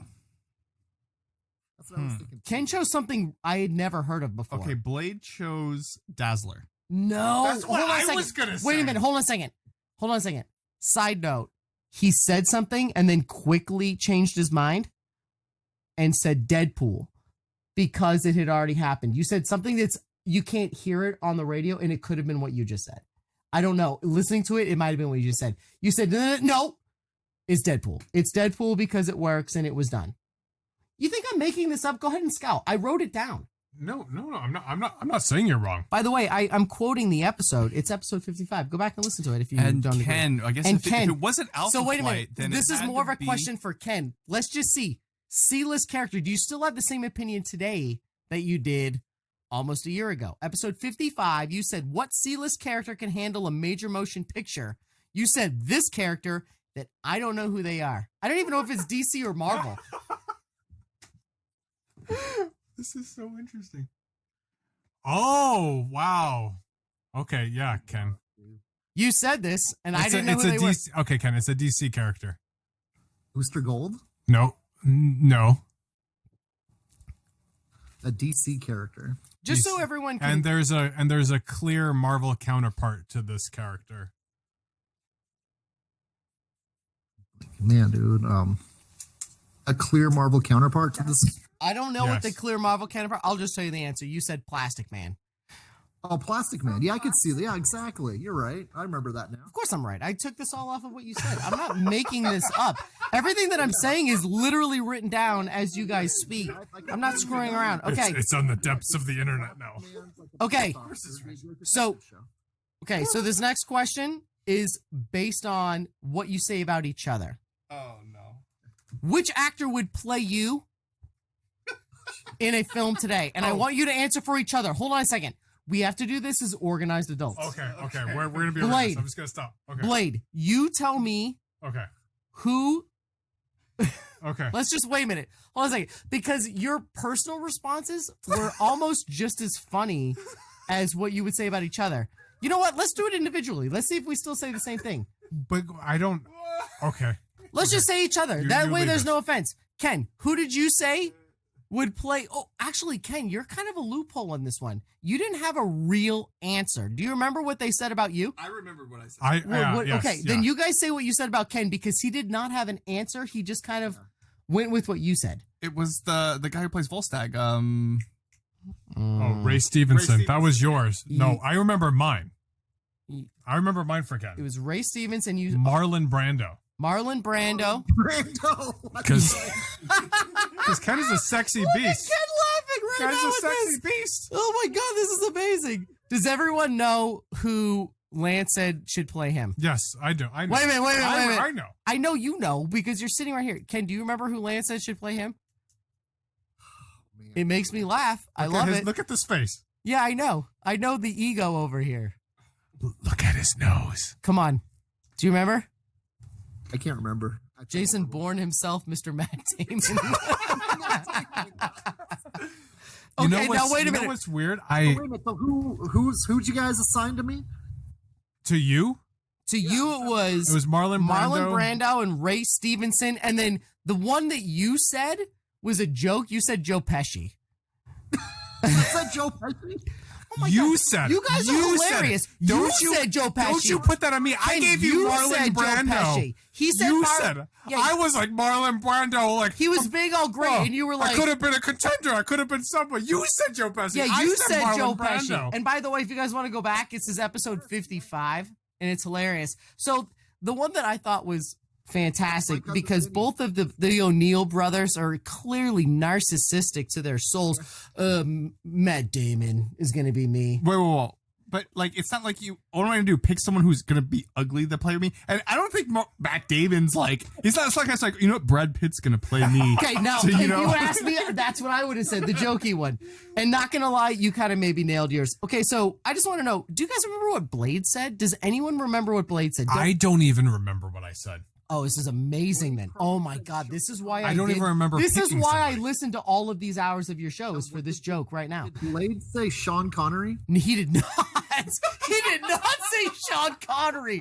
Oh my God, that would have been amazing, Ken. Did he say Liam Neeson? No, well, he did. He did, except it was a joke. Yeah. No, there's no way I would have. Wait a minute. Okay, so I'm in a total reality. You don't remember what you said? Okay, I'm gonna take a stab in the dark, and like. No, I don't want to. I almost don't want to say it because it's embarrassing. A young Clint Eastwood? No. Okay, I don't know. You said James McAvoy. Oh, yes, James McAvoy with a beard. Don't you like how it all comes together once you hear it out loud? James McAvoy with a beard. Yes, that's right. James McAvoy. Apparently, we have Matt Damon and McAvoy over here, and the sex appeal in this room is just oozing. I never took James McAvoy as like a sex appeal person, but when I worked at an ad agency in the Phoenix area, I was out sick for a couple of days, and James McAvoy appeared on Top Gear, and he had a beard, and it was like one of the first times. And as a prank, everyone messed with my computer, and they took a picture of James McAvoy with his beard on Top Gear. It's so flattering. And they photoshopped it, and they said Blade on Top Gear, and that was the first I ever thought, like, oh, I guess I kind of look like James McAvoy with a beard, like a little bit. And to be fair, like, before this episode happened, me and my wife were going through like celebrities that like I look like or she looks like, because everyone always tells her she looks like oh my gosh, what's the name of the chick? The chick that played Catwoman. Like? Michelle Pfeiffer? No, the most recent one. Oh, Anne Hathaway. Everyone always tells her she kind of looks like Anne Hathaway. So we were literally looking online to try to figure out who looks like me. And she was the one that said this is the closest person, was Matt Damon. So, Ken, I have a question for you, sir. Have you ever done that stupid face swap celebrity you look like app? No, dude. Which one do I look like? Okay. I'm going to tell you right now, it's really bizarre because, like I told you, I had very limited material to prep for this. And one of the things was this joke. And my daughter, she's a 14-year-old idiot. And she goes, oh, there's like a million apps for this. She goes, use this one. Do you know who you showed up as every single time, no matter how many different pictures I took from your Facebook? You're Jessica Alba. Shut up. You're the one that Lance said, like, Ken, in the middle of the episode that he wanted a bubble inflated in him. Like, You showed up as Jessica Alba so many times. I'm telling you, you're a pretty man. If your facial features show up as Jessica Alba, dude, you're rocking it, man. I'm pumped to know you. So thank you for being a part of it. All right, let's move this thing along. All right, episode 55, you guys are really into talking about breakfast cereal. And I'm curious to know if you still have the same opinions as you did before. Yes. So, Fruity Pebbles. Can you guys all just say your favorite cereals now? Can you go? Man, dude, as a kid, it was honeycomb. Okay, just if you go back to episode 55, Ken, you made me feel more like a human being than I ever have in my life because you loved every cereal that was mentioned on the planet. Because I agree the same thing. I don't have one that I liked. They kept on mentioning cereals. You were like, oh, no, that's the best. Nope, that's great. Oh, yeah, that's great. You didn't have one lockdown cereal. I don't have a lockdown cereal. I was intimidated by these people that did. Wait a second. Dude, how can you have a favorite cereal, dude? All cereals are good except That's my point. mini wheat. That's the only thing I can't eat. I can't eat shredded mini wheats. Oh, I actually like shredded mini wheats. Frosted, I can eat them. If they're not frosted, I can't eat. Wait a minute. No, I can only eat frosted mini wheats. You mean the little nuggets that have half? Gotta be frosted, dude. Yeah. No, we're on the same page then. Okay, so him and I are on the same cereal page, meaning that you two are odd. So wait a minute. Hold on a second. You still have your same opinion, obviously. Yeah. Okay, so this bit is kind of ruined because of his hyperbole response. You are so crazy with your freaking Fruity Pebbles, right? Fruity Pebbles, you like greatest. Lance cut everybody off in episode 55. He was like, no, you're wrong. It's Fruity Pebbles. And Ken goes, no, I like Cocoa Pebbles because it made the kind of milk. And his response was like, no, dude, it's all about Fruity Pebbles. You're missing the point. Like, it was the most insane conversation I ever heard. Episode 55, go back and listen to them talk about cereal. It's ridiculous. Can I say something weird? Well, can you say your pick first? What's your cereal? Because you have like K 9. And Smart Start. Yeah, okay. Yes, and Smart Cinnamon Start. Life. Yeah. Smart Start. Okay, so Smart I have Start's amazing. What? Okay, so like there's Cocoa Puffs, Special K, and Reese's Puffs. Cocoa Puffs. Cocoa Puffs, Special K, and Reese's Puffs are the ones that you mentioned. Then you kept on mentioning Smart Start throughout the episode.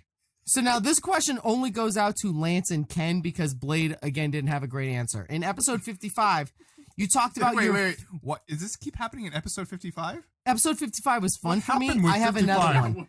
This was a train wreck of an episode, in my opinion. Okay, so hold on a second. Episode 55, your favorite homemade sandwich.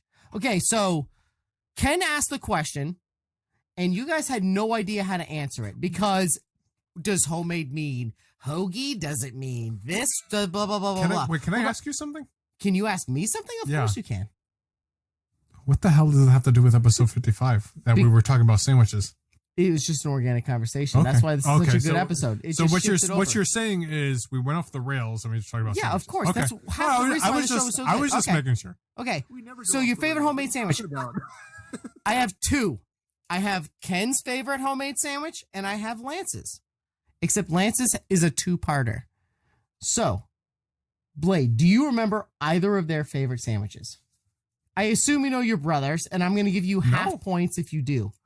No, I don't even remember talking about sandwiches. I'm the host of Nightcap Chat. I don't listen to Nightcap Chat. And that's why I'm here, everybody. My name is Steve. I'm on Yakiway Appraisals on Instagram, and thank you for following me. Okay. Because I do nothing. All right. No, for real, though. So Lance had what did Lance you say? Lance has 2. He has 2. One is more of a fancier sandwich, and the other one is more that you just make when you take out the drawer in your fridge. And that's kind of what Ken does too. And what is Ken's is the same thing. Ken's is weird, but Ken's also kind of changed everybody's opinion on everything, which is why I brought this up. Ken, do you remember yours? Ken's an inspiration to mankind, so. Ken, do you remember Lance's sandwich? Okay, Lance, do you remember your sandwich? Wait, I want to ask something. Hold on. My sandwich. What did you say?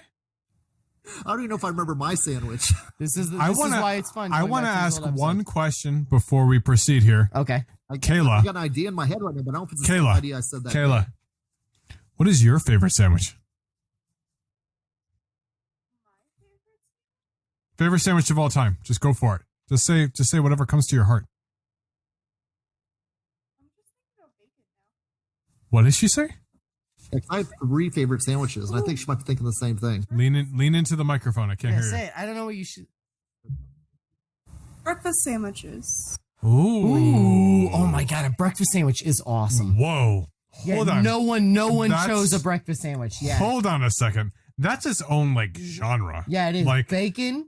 Is it just egg? Is it dude, cheese. dude. Yeah. Yep. Yeah. Yeah. especially, bagel. dude, are Well you kidding said. me? Especially like Yep. growing up in like New No shit. York, Yeah, like exactly. the major cities, like a breakfast sandwich is its own thing. Yeah. It's a So- totally that's a game changer. So props to you. Cheers. Cheers to Cilantro. that. Yeah, that's a I hyperbole. drink to that. My goodness. So I'll just go ahead and read them then since we're trying to move this thing along. Do you guys remember what Lance said? Good Okay, idea. so Lance's 2 favorite sandwiches are a chicken parm sandwich Oh, and roast beef if it had to be cold cuts at home. yes. Okay, and Or then his head. Ken blew everybody's nips off with peanut butter, honey, but the bread had to be toasted. Yes. Because if it's Whoa. not toasted, the How honey does it gets break too into that or soggy not? and the It's bread not peanut butter and sucks. honey. Right, Ken? Oh, dude, peanut butter and honey. You have to toast the peanut butter and honey. That's If right. you're just eating a plain raw bread, it's gonna the honey and the bread will get stuck in the roof of your mouth for about 6 hours. Dude, you just literally said verbatim what you said in episode 55. You can't handle when the roof of your mouth gets stuck with your sandwich. Ken has a freaking thing with that. That is hilarious. He said the same crap 100 episodes later, or 55 episodes, whatever it is. And I want to say that, like, I mentioned how my wife, how she makes peanut butter and jelly sandwiches. She puts peanut butter on the top and the bottom, so that way when the jelly doesn't break through the bread. Okay, and then you said that And later. it protects it because, you and I did. love how Okay. that works because I don't have to worry about the bread breaking. This is in the exact same episode. If you guys want to go back and listen to episode 55, it's hilarious because he said that exact same thing. You have to protect the bread with double coats of peanut. So I said nothing. Yeah, you're useless. Just the host. Okay. Okay. Just talk. Well, if anybody cares, I like roast beef and pastrami. The only reason you Toast didn't the get an bread, answer on don't this let is them tell because you during that toast show, bread, or else it'll ruin it. What?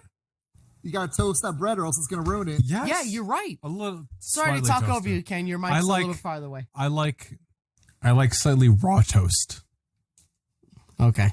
Well, I don't know where to go from here. Again, I'm sorry to talk over you, Ken. The speaker's a little further away. Okay. In that same episode 55, which is one that I think you guys all need to go re-listen to because it's really hilarious. Also, I know why that's an important episode. That was your anniversary episode before this. That's why this is sticking out to me. Episode 55 is your 50th anniversary episode, or your 1 year anniversary is what it was.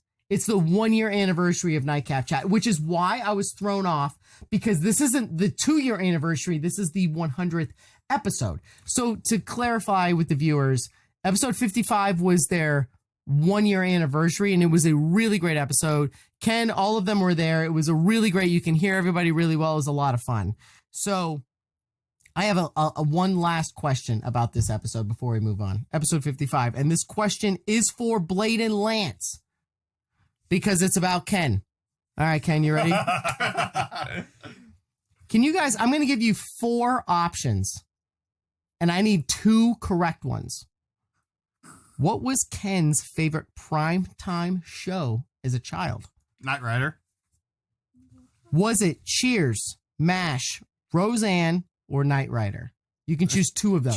Cheers, and Knight Rider. Yeah. All right. Well, that was an easy one. It was Cheers and Knight Rider. So See, thank we know you so well, Ken. There you go. Love this I guy. don't talk about those shows very often, do I? Yeah. All right. So we're going to shift over just a little bit here from the Q&A, and I'll let you guys finish off your whole thing with a little bit of my stuff. So you guys started doing the whole which actor would play you thing, and I tried to do that on my own, and it was almost impossible. I could not do it because it's wildly stupid.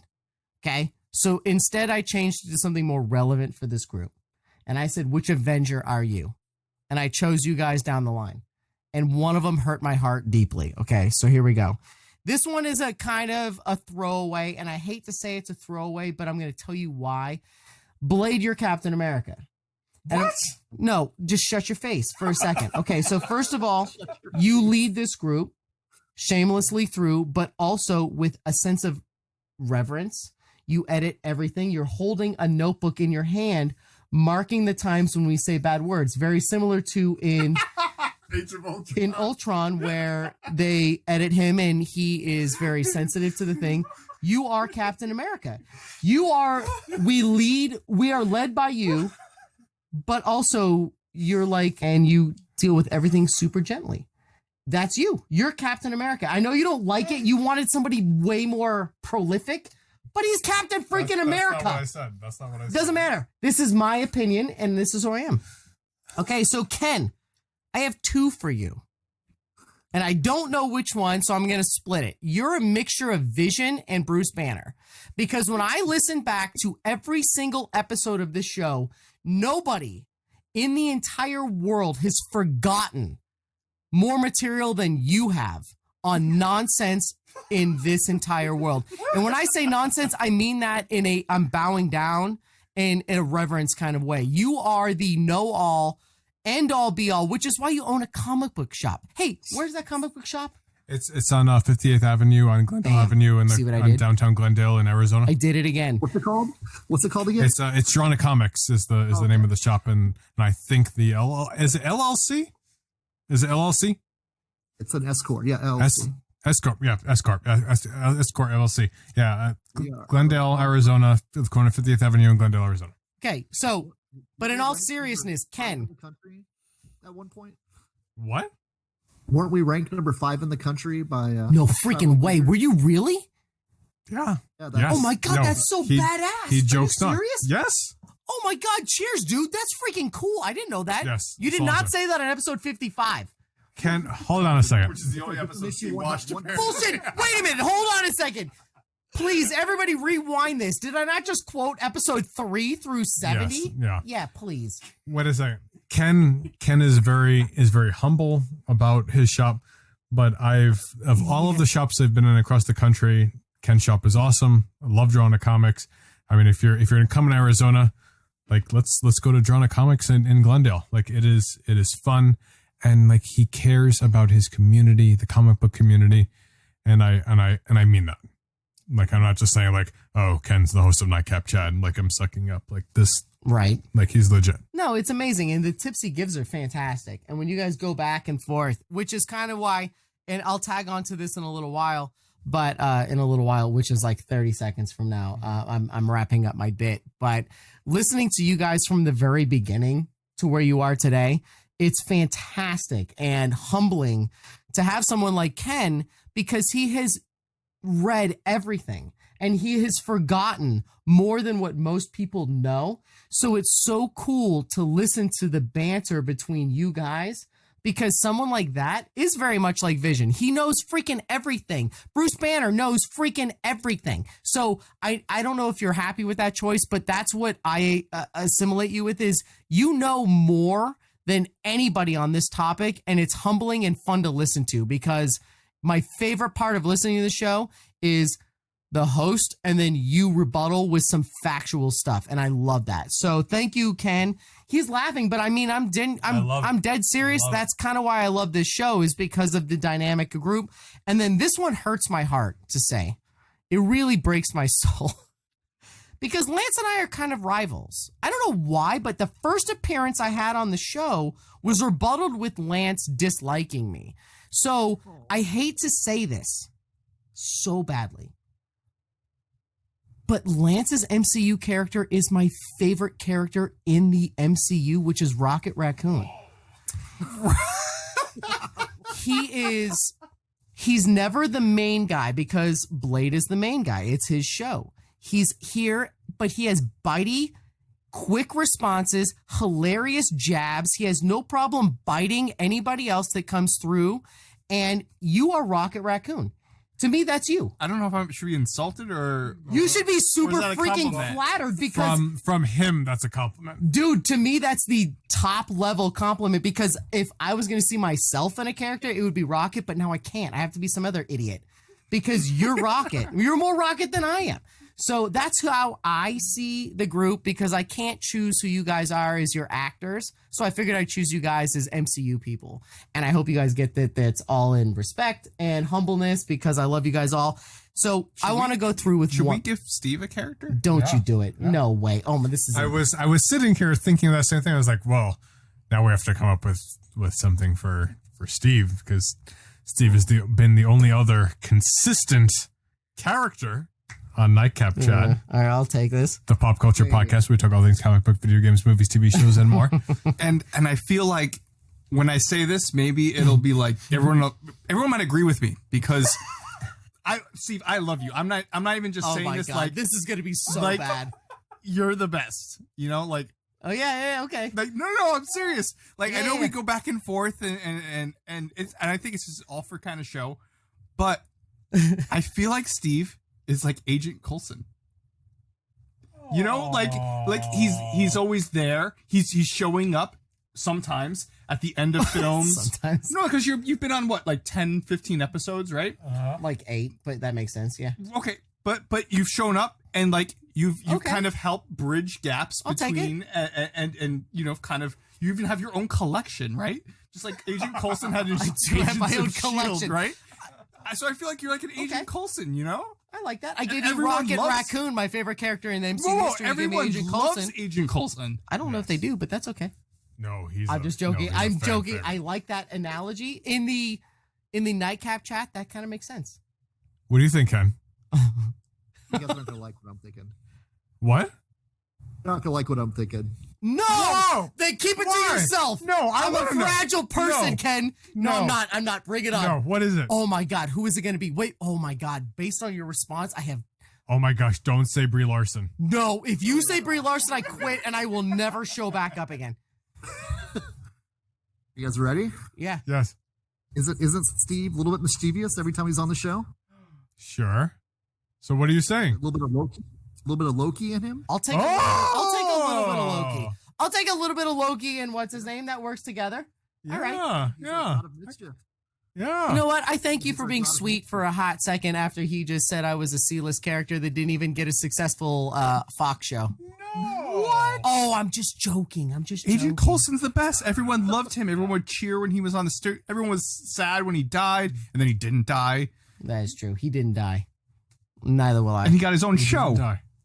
All right, so before I end my bit, I want to go through one more section. I want to go through my favorite episodes. Is that okay? And it's really two. And I've listened to them all. So for people that are listening today that haven't gone through, because we've gone through this list before, we're like, okay, so this one is not popular. By the way, the freaking McDonald's toy episode is fantastic. Why is that the bottom of the barrel? That show is amazing, because anyone that ever used to get fast food, Ken, you were on there. You know what I'm talking about. This was a great show, and everyone knows Barbie versus Mattel. It still happens literally today. You will get the new Barbie series, and then you will still get new Hot Wheels, right? That's the whole point. Yes. So that was my favorite. Was the Hot Wheels car? Yeah, exactly right. So I don't know why that's the lowest episode, and I hope that this changes it because it's such a good episode. I want to tell you my favorites. Yes. My favorite episode is, it's a 3-parter.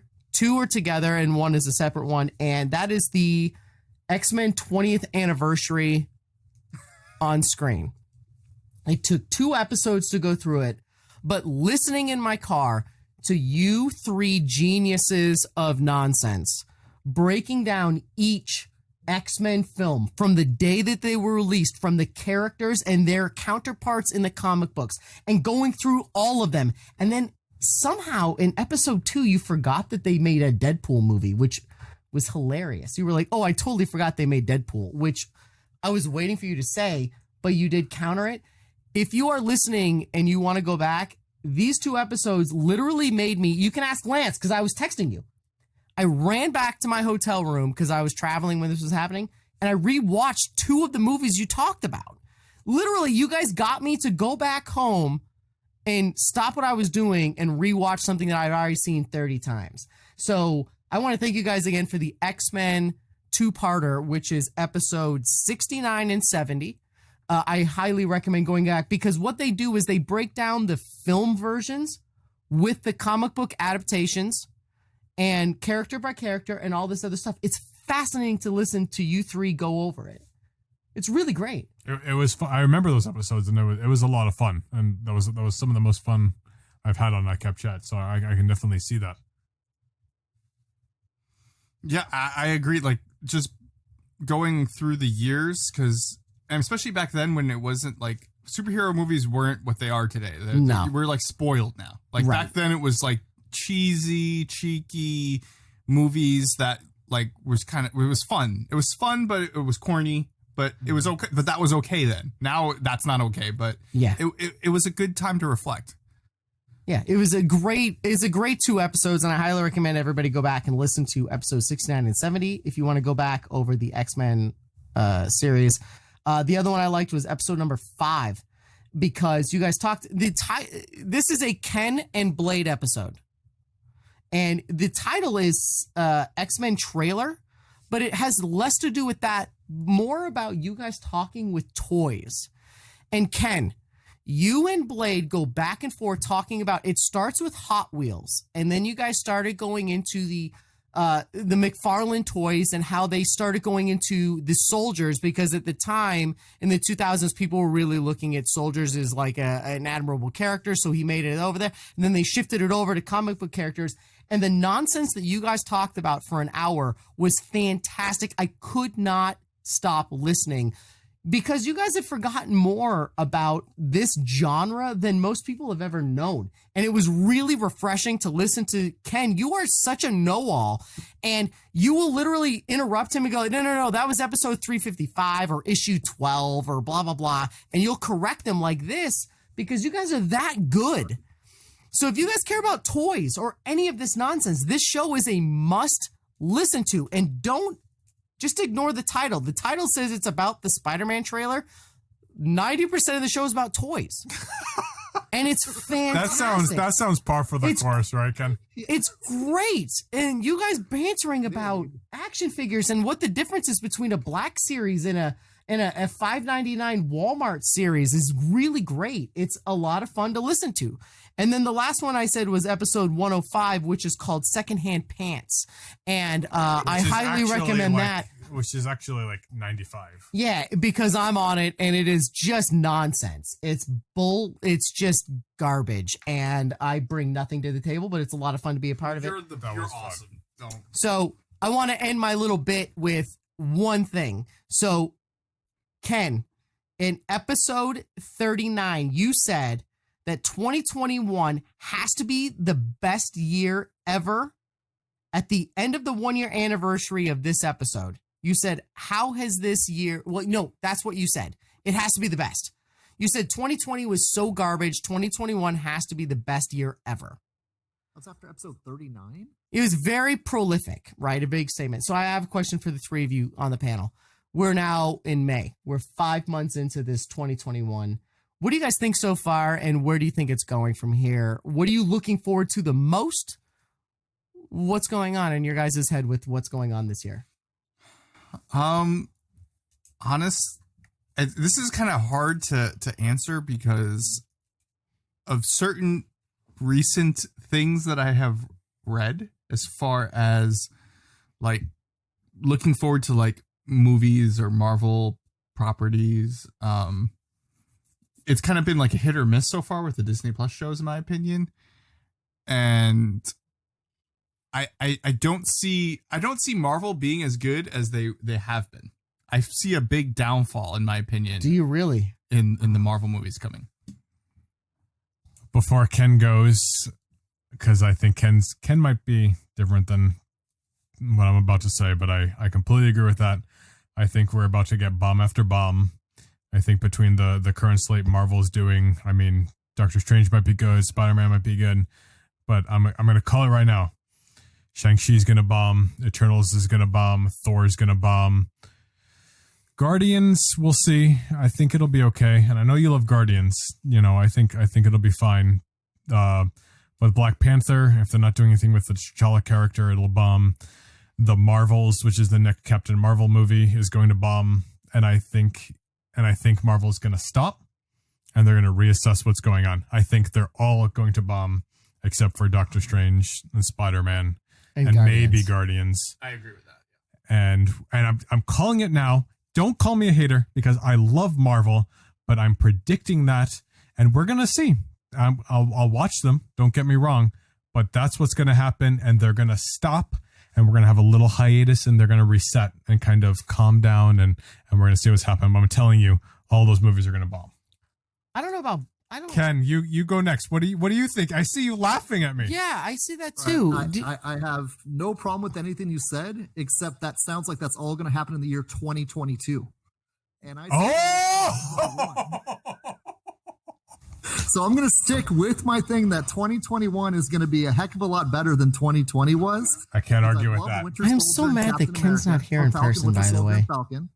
I've loved WandaVision. So did I. loved Invincible, the new show on Amazon. Yeah. Oh my gosh. If you're not watching Invincible, you guys are missing out. Hey, Ken, can I interrupt you real quick? So we're clear, you and I watched the same nonsense on TV. You started mentioning stuff that these people have never heard of before. You were like, oh, do you watch Breaking Bad? They were like, no. And then you were like, do you watch this? They're like, no. And I'm like, what are you doing? You guys are missing some major material. We're on the same page, Ken. I'm with you on this. All right, so Ken, then what do you have to look forward to in 2021 then? Like, what are you most excited for in entertainment in this year? 2021? Good question, because a lot of it's already happened. I mean, I admit, I don't think the Eternals movie is going to drop this year. Oh. You know, is the Eternals movie still going to drop this year? Yeah, so if you want to say something that's already happened, like WandaVision, then that's okay. That's okay. I mean, 2020. I'm still excited for. I'm still excited about Black Widow coming, if that's ever going to drop this year. July. Yep. Well said. I agree with that one too. Okay. Yeah, Black Widow I think is going to be good. And I'm looking forward to the Star Wars, The Bad Batch. The Bad Batch, yeah. On Disney Plus, and Loki coming on Disney Plus. That'll be before we know it. I got one more quick one too that hasn't happened in a decade. And right now, they're the number 1 seed in the NBA. The Phoenix Suns making the playoffs. Oh, my God. No joke, right? Booker's helping them. That's right. Yeah. They have to get through the Celtics first, though. I don't know if that's going to happen. I don't know. Chris Paul, CP3. You guys didn't give no. Hey, does my laugh translate over? Because that was a sarcastic laugh. There's no way they're going to win. It's not like I just brought a broom for Lance because we just swept the Mets. Okay, real quickly, though, before we shift over to the actual terms, I want to thank you guys, all of you, for a fantastic 100 episodes. As someone that has gone through and literally listened to each one of them from the beginning and listened to them all the way through, you guys offer something different than what other podcast people do. Is you guys have a deep knowledge of the nonsense, and I call it nonsense because comic books, there's so much data. You know what I mean? And then it translates to a movie and it filters out into a 2-hour film. And you guys dissect that and you pick out the positives and the negatives. And then you give us an idea of what is going to come. Because watching the WandaVision show by myself would have been fun. But watching it and listening to your guys' show together was, quote unquote, like, I don't want to sound cheesy, it's kind of magical. It was fun to watch it and then listen to you guys the day later. It was kind of like what they do on Talking Dead, except I had to wait for you guys to do it on Wednesday or whenever your show was, because you guys blew apart everything that I knew about. You were like, oh no, that's a character from this and this is where it's going to go, blah, blah, blah. You guys are good. And what you guys bring to the table is really unique and fantastic. So Ken, your deep, crazy, autistic knowledge of the world of comic books, that you retain all of this, is humbling and fantastic. Your sarcastic interjection of what you remember as a kid and you as a host, you guys are fantastic. And I thank you very much, because it's been a really great time listening to 111 episodes. It's not your 100th. This is not the 100th episode. This is something deeper. Every time. But you guys are seriously great. And I want to thank you very much, because there's a David Bowie quote that I think defines your show like to a T. And it's my favorite celebrity quote of all time. And I have two, and I'm not going to tell you my number one because it's personal. It ties this one. And David Bowie said organically in an interview, he said, ground control to Major Tom. No, that is not what he said. He said, I don't know where I'm going from here, but I promise it won't be boring. And every episode you guys have is not boring. I think that's facts. And we also don't know where we're going. You just roll with the punches. Whatever's out there, you guys have a really deep knowledge of what's going on. And it makes it wildly fun for someone like me to listen to while I'm driving appraisals or flying in a plane. And I just want to thank Ken and Lance and Blade and Makayla in the background for always laughing at the nonsense and everybody else, because I think that this show is different. And I think that it's fun, and your guys' smartness has made it wildly entertaining for people for 100 episodes. And thank you very much for the material for this past, 2 years now, right? Over 2 years. Yeah. I appreciate that, especially coming from you. You know, I actually, genuinely want to hear your feedback, because I actually respect your opinion. So I think that's awesome to hear from you. Yes, and thank you for consistently coming on. Of all the guests we've ever had, I mean, it was maybe intended as a one-off, hey, we have Steve from the Mousecast or Res TV or whatever, Yaki Way appraisals, which doesn't even matter. None of this matters. You can advertise an appraisal company, but you can never pick one. Is this an ad which is just the sheer definition of irony. Yeah. If you've never bought a house or sold a house, you might have no idea, but you can never pick who's appraising your house. That's just not how it works.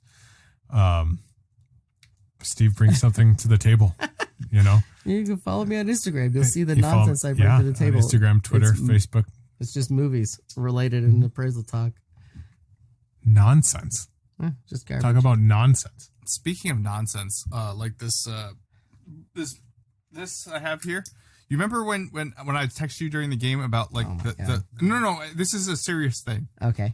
I was texting Steve during the game, the Red Sox versus the Mets. Okay. This year. This was just this last week. We were texting nonstop, and he was just. And I was explaining to him like the reasons why, and it's not an excuse. Literally, Vegas has the Mets picked as one of the best teams in the National League, right? And I was explaining to him the reason why the Mets aren't very good right now. No, because the first stick with us, Ken. This comes back. Just hold on, yeah, full circle. Don't worry. Hold on. Right, I was telling you how the first series got canceled because of COVID, right? Right. And the next series got canceled because of rain, and the Mets just haven't been able to play at all, right? We just can't play at all. And then I was like, and then their hitting's terrible, right? I remember I was like, we need to fire Chili Davis. We need to get new hitting coaches because they're garbage, right? Okay. 57 minutes ago, the Mets just tweeted they have fired their hitting coach, Chili Davis.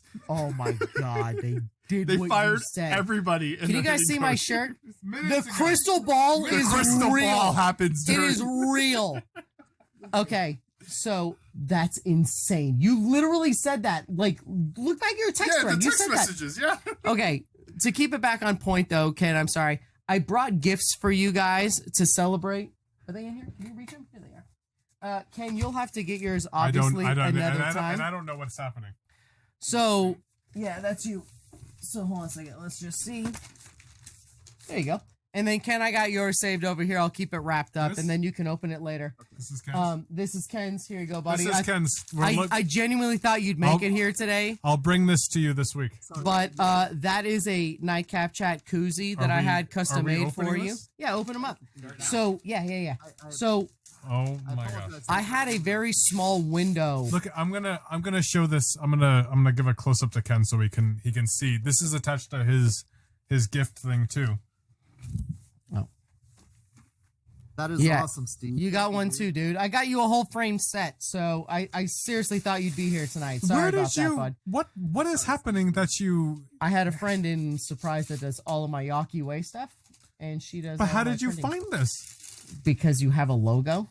I don't know what this is. But anyway, so I have a friend. His name is Anthony Helmer. He does comic artistry. He does pin up a lot of stuff. And he's been a friend of mine for a while. So I thought I had another month to deal with this, but I didn't. Blade literally on Friday was like, dude, are you cool for Sunday night or Monday? And I'm like, what in the hell? So I had to choose from his pre-selected bits of art that he made, but he made a special one for what I thought was related to both of you guys or all of you. And then he signed a thing in the middle. So if you want to, you can show him. But Ken has one too. And yours is more related to yourself. It was close as I could get with what I had. But that's what I had. Blade's face now is priceless. Are you guys like not appreciating? Is it not funny? This is great. This is awesome. So by the way, it was really tough to get stuff that you liked that was like here. He didn't have any Iron Man stuff. It was just Black Hat and whatever. So he's a fantastic artist. His name is Anthony Helmer. He's on Instagram. He has a stupid amount of followers, and he's been a friend of mine for a while. And I had a couple of his pieces framed for all of you. And Ken, you have one too. It's right back here, buddy. Here. I'm not going to open it on air. You can open it up in person, but that's what it looks like. So, oh man. Anyway, congratulations, you guys, on 100 episodes of my favorite podcast ever. So, right on.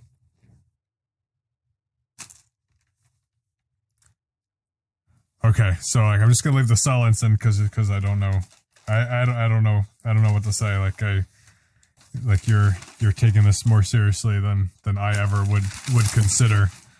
But thank you, Steve, so much for this, and I'm gonna bring this up to the webcam so Ken can kind of see. Give me one. You have different characters, Ken, obviously. That is awesome. Black Widow, Deadpool, and the Nightcap Chat. That is epic. Yours is more related to yourself, as much as I could in the tight constraint of time that I had. So give Anthony Helmer a follow if you guys are listening. No kidding. He's on Instagram. He has an obscene amount of followers, but he is freaking fantastic. I've had over 30 pieces commissioned. Are you serious? Yeah, you should see my house. You've seen it. A lot of the stuff I do is Jessica Rabbit themed. So if there's a movie that I like, I always ask him, can you do a Jessica Rabbit this? Can you do a Jessica Rabbit this? And he does them in the greatest way ever. He did a Jessica Rabbit Mario version for us this last year that has something like 24,000 people asking if they could buy it. So his name is Anthony Helmer. Look him up on Instagram, Twitter. I assume he's over there, but he's fantastic. So and I guess at this point, we have to include some kind of link within the description of this episode. So we will be putting a link to his at least Instagram page in the description of this episode 100. Yeah, he printed those out and signed those personally. Yeah, just because I saw that. And it took me a minute to figure that out. But we're in the middle of this this matted set of art here. We have the Nightcap Chat album art. It's at the 100th episode. It says 100th episode above the logo.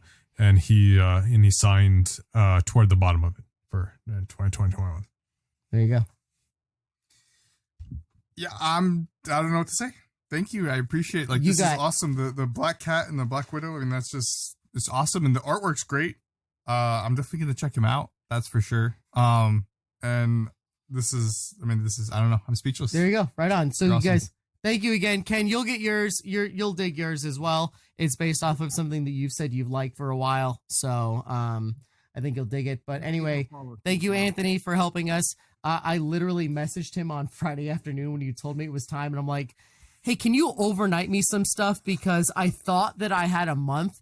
And we went through his collection, and the guy is a genuine badass and went through. But his art is fantastic. If I went through my house, I'm not joking, at least 30 pieces of custom art from him. So Anthony Helmer is fantastic. He's good for commission work, but he's close friends with J. Scott Campbell and a lot of those other people that you guys know, and he kind of follows them. So Ken, you'll get yours eventually. I thought you were going to be here tonight. Sorry, buddy. It's right here.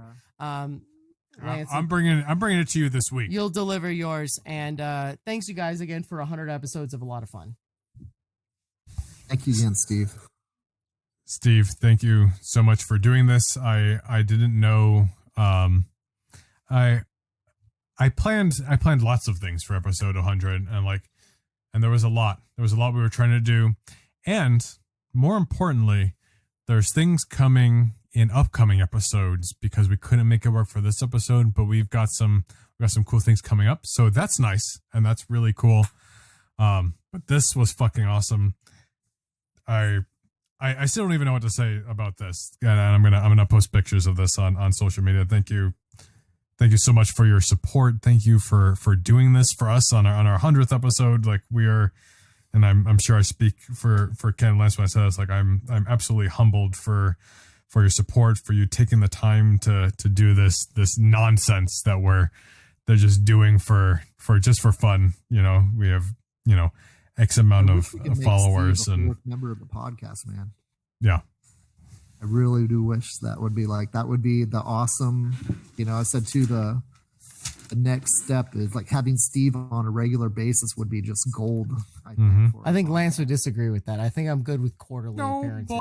I love you, Steve. You're one of my favorite people I know. Steve at this point is like I'm the redheaded stepsister of this group. You're the only correspondent for Nightcap Chat. I'll take that. I'll take correspondent. That exists. That works. You know, humble adversary deals with everything on a daily basis. I'll take it. And you have a Nightcap Chat shirt. I do have a Nightcap Chat shirt. So besides the three of us, you're the only other one. I also have one that says I believe in. That's Lance's true. crystal ball. I don't even have that. I'm wearing this. I'm coming. Okay, so before we cut to our few interviews here with some fellow podcast hosts, anybody have anything else before we wrap this segment up? I got one more thing to say, Blade. That picture would look awesome between your wood shack and the Nightcap Chat frame picture right behind you. I think that's exactly where it's got to go. Yeah. And if I do a video version of this, like you'll see if it fits, right? Yep. I said that's like I saw the future, and that's what I saw. It's right there, dude. Ken's crystal ball. Ken's interior decorating. Yes. I absolutely love this so much. And I literally don't know what to say, and that sounds stupid.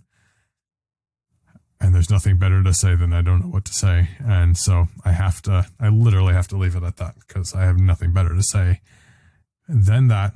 You have anything else? I just want to say thank you to all the listeners, and more importantly, thank you to Steve for putting this together. This is an awesome 100th episode. We got to meet some awesome people coming up for the interview, and then being able to be in here with Steve, and this was just, I'm also speechless. So this is awesome. This is a lot of fun, you guys. Thank you very much. This is cool to be here. Up next, Justin and Alicia from the Ex-Wife podcast join us, and we talk about the X-Men comics, movies, and some of their favorite movies and superheroes. Joining us now in the virtual Nightcap Chat studio on Discord here, we have the Ex-Wife podcast. Thank you guys so much for joining us. Oh yeah, thanks for having us. This is a lot of fun. We're excited. Always happy to talk nerd stuff. Yeah, absolutely. And just so the rest of you guys have a background, I found these guys on Instagram because they were posting about House of X and House of 10, Powers of, which one is which? I don't even remember.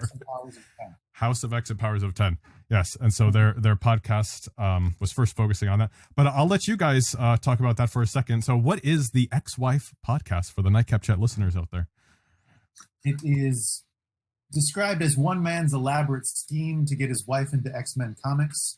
And it's now added the fact that it's working. It's working. It's working. Alicia had never read a comic before. Nope. And had always been a fan of X-Men through the movies and through just me talking about them ad nauseum. And she wanted to start a podcast with a friend of hers. Things kind of fell through, and I saw that as an opportunity to just jump in and be like, hey, what if I just explained X-Men to you and you react and ask questions? So I was like, I don't have to do anything except be there and record. I'm down. Let's do it. And then I started getting like really heavily invested because I am really a secret detective. Maybe that's what I'll call myself. I like to dive into things and poke holes in stories and find all the threads that connect to everything. So then I started getting really heavily invested in how everything was connected. And now I read some of the comics and I'm getting a vast knowledge. So we're catching up to going through current comics, but right now we're focusing on sort of what Justin calls my X education. So giving me a history so that when things come up, I don't feel too confused. Like we recently went through the backstories of Cable and Psylocke. Yes. And how they connect and how they travel or share different bodies with different people. And probably two of the most difficult to understand characters. No kidding. Off the cuff of X-Men history. And, they tie in, and I try to, each episode is intent to be a jumping on point wherever you are, to just kind of be able to go in, especially with this season. Yeah. But it does tell an overarching story about the history of X-Men and about kind of their evolution over time. I bet the Psylocke one was really complicated. I think that came up the other day with us, didn't it? And we even confused ourselves with the whole thing with Betsy and whose body is which, and then related to Captain Britain. And I think we just had to stop because we could have talked about it. Yeah. Yeah, I still don't understand who Revanchi is. Yeah. Like, I'm still kind of confused. Like, who's Revanchi and how does she fit into everything? Yeah. We talk about it for a solid hour, I think, maybe 40 minutes. It's basically just me frying my brain, trying to make sense of it all after the fact. And me just repeating back to him, okay, so you just said this. Cool. Exactly. And hopefully if you listen to the episode, you'll leave it with a somewhat understanding. Because now Kanan and Betsy are two separate characters on Krakoa, and they're in their own different titles, they're doing their own different things, and they have a very complicated history, to say the least. Because most people, when they think of Psylocke, they think of a ninja in a pink purple leotard, and that's not always who she is. Yeah, no, that's absolutely correct. So you guys explained where Alicia's jumping on point was for X-Men and her interests of X-Men. So how about for you? What got you into X-Men? Like I assume it was at a younger age, perhaps, that got you hooked on X-Men, or maybe Marvel in general. Yeah, so it was definitely the animated series had a big role. X-Men the animated series, as everyone around my age and generation. Yep. Actually countless generations among them. Mm-hmm. I binged that cartoon. We recently got to talk to two of the creators of the show, and Eric and Julia Leewald, and the making of the series. Very cool. And really dive in. And then it was really, I attribute it to my godfather, who collected comics as he was growing up. And every time I would go over his house, he would just pull out bins of comics, and we would just dive through all these different issues and back issues, and he'd try to explain to me how this related to this and how this related to this. Spider-Man had always been my favorite individual character, and action figures, the animated show for Spider-Man, all cartoons and everything. If you could see around this room, you would see the amount of action figures, comic books, and just general nerd haberdashery that's everywhere. It just kind of obsessively dove deep from there.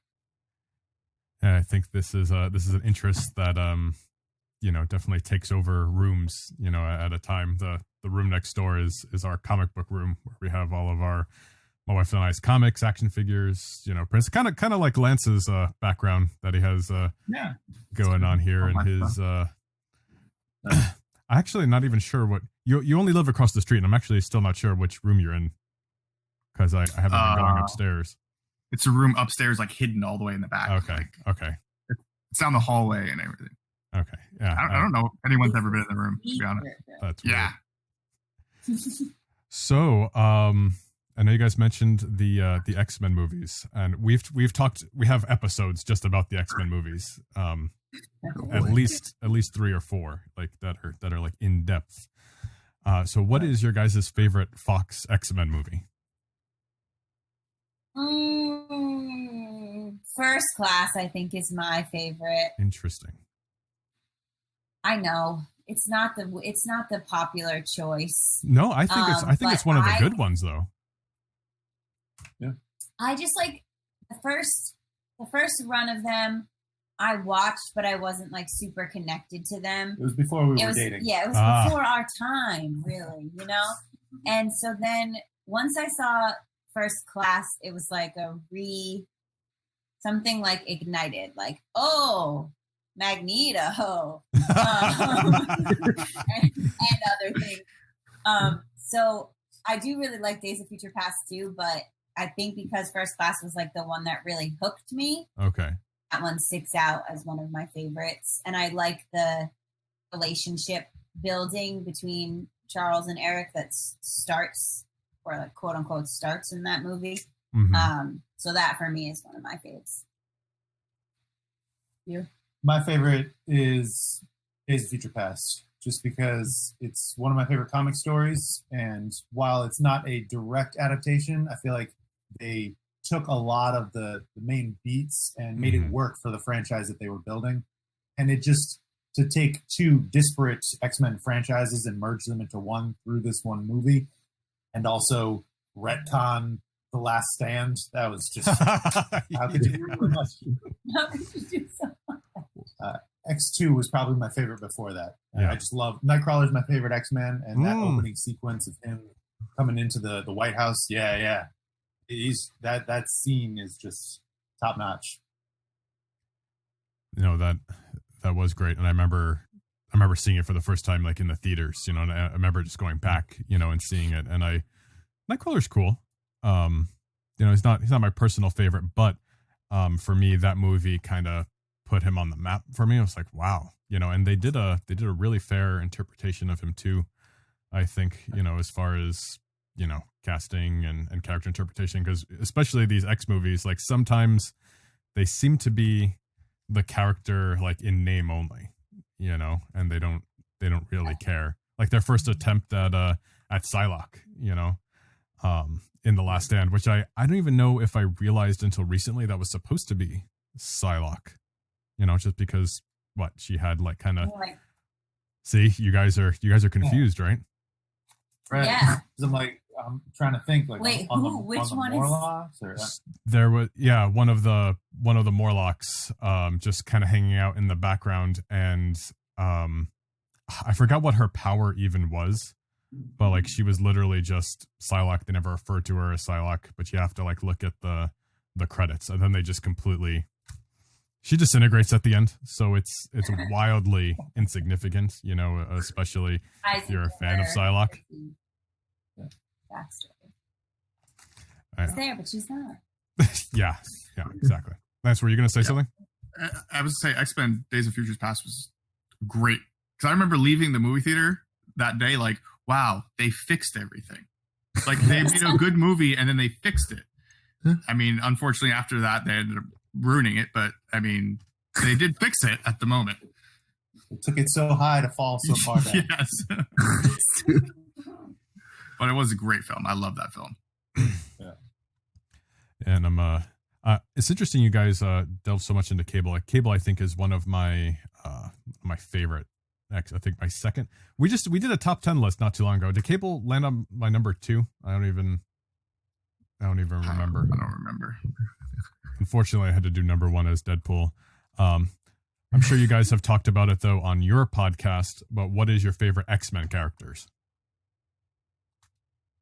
Magneto, Storm, Magneto. I love Magneto. I love Magneto too. I love a good villain, you know, but Magneto's like not really a villain. We can talk about that literally for an hour. Because Magneto was right. Yeah. Yes. Magneto made some valid points. Magneto did make some valid. Yeah. So Magneto, Storm. Who else are my favorites? Kitty / Kate. She goes by Kate now. I'm not a fan of Charles. No. Not a fan of Cyclops. And I'm not a fan of Cyclops. Neither am I I. didn't ask that, but I'm just letting I don't like either of them. That's part of the reason why I didn't really get into X-Men comics as a kid. It's because I'd read it and I'd be like, man, this guy's so whiny. I can't stand reading him. It was just so annoying. Thank you. Oh. Thank you. I had a goal of ruining Charles Xavier and building up Cyclops, and I succeeded very well at ruining Charles Xavier. But the Cyclops thing is more of a long-term goal. Okay. Maybe one day. Who are your faves? My faves: Nightcrawler, Wolverine, Storm, Magneto, Cable, Blank. probably. Cable. I Love love it. Blank. Rachel Summers, Nice. Apocalypse. Wanda, Scarlet Witch. Whether or not you want to call her a mutant, I want to. So No, she's totally. I really like Forge's ability. It doesn't matter if even if they retconned it in the comics. Did they switch it back? Does anybody? They've gone back and forth a couple times. I think right now though she's not. Right? Right now she's not, and they'll probably keep on to that just because that's where things are at with the MCU, and they're doing more of a merged IP. So I feel like there might be some further development that would definitely appease the fans. Totally. Because most people I talk to, they'll say she's Magneto's daughter. Yeah. Yes, her and Polaris. I have a question for you guys. So if there's anybody else listening who's like, hey, I like the idea of like trying to get my significant other into comics, and maybe X-Men's they're what they want to do too. Looking back at it now, after doing it for like 6 months or so, do you think starting at House of X and Powers of 10, is that the best place to start now reflecting on it? And you think that really hooked you? Or you think that maybe now that there's another place that would be like, oh, it'd be good to start at X-Men, like 101 or whatever? It's an interesting question just because we've talked kind of about this in revisiting the other seminal moments. And Alicia was like, you ruined me with House of X and Powers of 10 because it is such a large and epic story that brings up so much of the canon of X-Men history. And, we really dove deep on that 12-part story, but have just kind of lightly been hopping around to the other ones. I think it's still a good place to start because it's a start to finish storyline. Like it's 12 issues and it's a full story that sort of gives you a restart of where the mutants are right now. And so there are things that are referenced that you wouldn't know about, but there's also a lot that just happens that is confusing on its own. So you can just like kind of be confused as a new reader with quote unquote new reader with everybody else who was confused when they read it the first time. But the reason I was saying like you ruined me for seminal moments is because I would just if you're getting into it, I wouldn't look at it in comparison to the other seminal moments, because for me what I was thinking was after we read through that, I was like, oh, so a seminal moment means that it's like a huge shift and it's this big plot twist and it's really exciting. And really all the other seminal moments are kind of just like, and we formed a new team and we split the team into 2 teams and Charles is a liar. Like there's not a lot of like plot twisting or oh my God moments that happen. But I still think it's a good place to start because it's a fresh start for the mutants. So it's a fresh start for you as a reader too. I feel like, I maybe did not manage your expectations well with that, because also knowing that to have gotten to House of X Powers of 10, there had to have been these evolutions and these new ways of approaching. And there had been, the last 10 years, not to speak ill of the entire last 10 years of comics of X-Men, they were not the best X-Men stories. And to really invigorate new excitement into the books and into the line, they had to do something big, and they did, and they delivered on that. And it really, that 12 issues sets the foundation for anything else that you want to check out. I'm reading all of the spin-off titles because I'm a madman, but you don't have to. But what you should do is just get that foundation that kind of, hey, this is the main players, this is the big idea, this is Krakoa, this is what we're trying to do as a franchise. But I would agree that the others, they're not as earth-shattering. The last 2, we have 2 left on the seminal moments. They are a little bit more earth-shattering. I'll be the judge of that. Sure. Retain that skeptical nature, but yes, I ruined it. I'm sorry. But yes, start with the Hawkspox, I think, because it's shorter. Everything else is such a long run. I feel like you'll never feel like you got the full, like, okay, I understood the full thing. But that's like, this is 12 issues. And go into it knowing it's only 12 issues. Because I also was like, wait, it ends? How dare you? And I feel like it also connects to what it is that your interest is. You know, there are a handful of other things that I could say that, you know, X-Men season 1 is really good. That gives you some foundation into more of the classics. There's Joss Whedon's Astonishing X-Men is good. I love Claremont, but it's hard to dive in and to find a place to really hook into the stories. That's what we tried to cherry pick a handful of, not only some of my favorites, but also some that laid the foundation for the Dawn of X that followed Hox Pox. So we did Days of Future Past, we did God Loves Man Kills, we did the New Mutants graphic novel, Excalibur, Sword is Drawn, and a couple of others I think that I'm forgetting, but that might have been it. I think that was it. Yeah.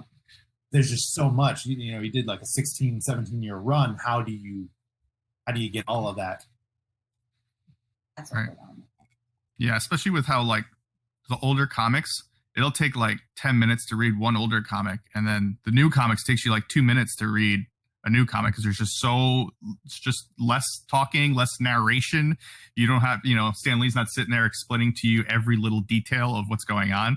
It's just kind of like you see the picture and whatever's being said. But that being said, a lot of times when you're reading those comics, it'll say like, oh, they make a reference and it says, go read, you know, Spider-Man 35 to understand like kind of what they're talking about. So when you guys have been like going back and reading these comics, has there been like a book that you went into and you're like, oh wow, this character is really cool, and that you kind of like there's like another non-X-Men character that you're like really into because of it? Oh, good question. Not really in reading the comics, because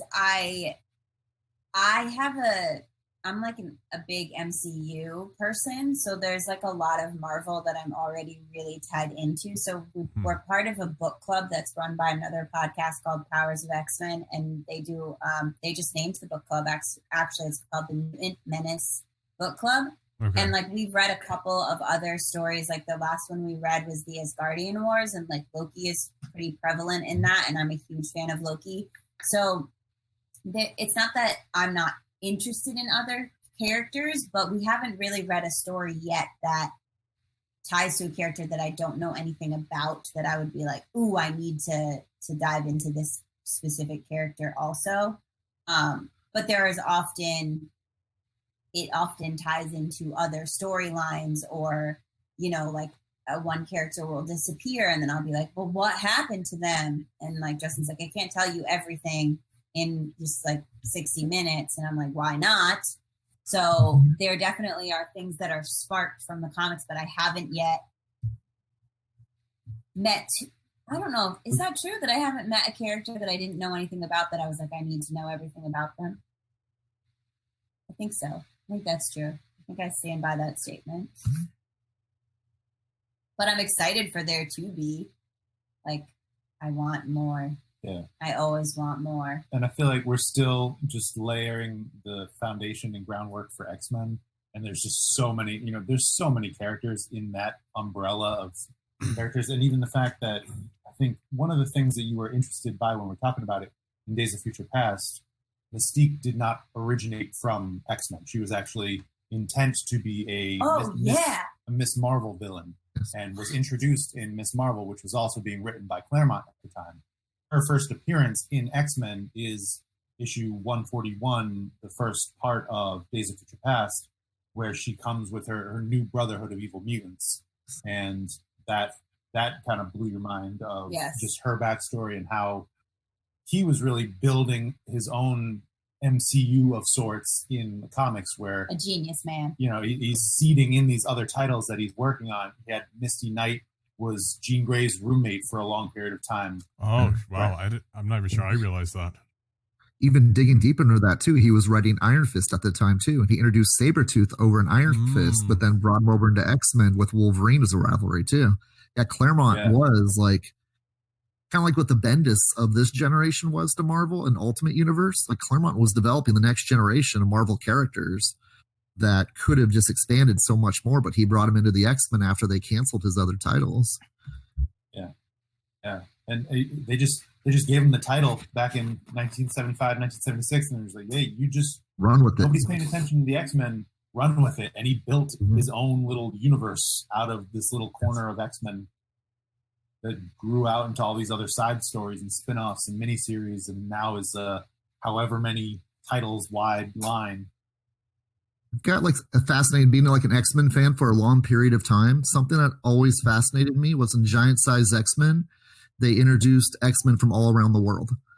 And that was really the next step of like originally the mutants were different from just humanity, but then Claremont and actually Len Wein expanded into diversity around the world and acceptance universally as a better way of trying to expand on the legends of X-Men and their issues.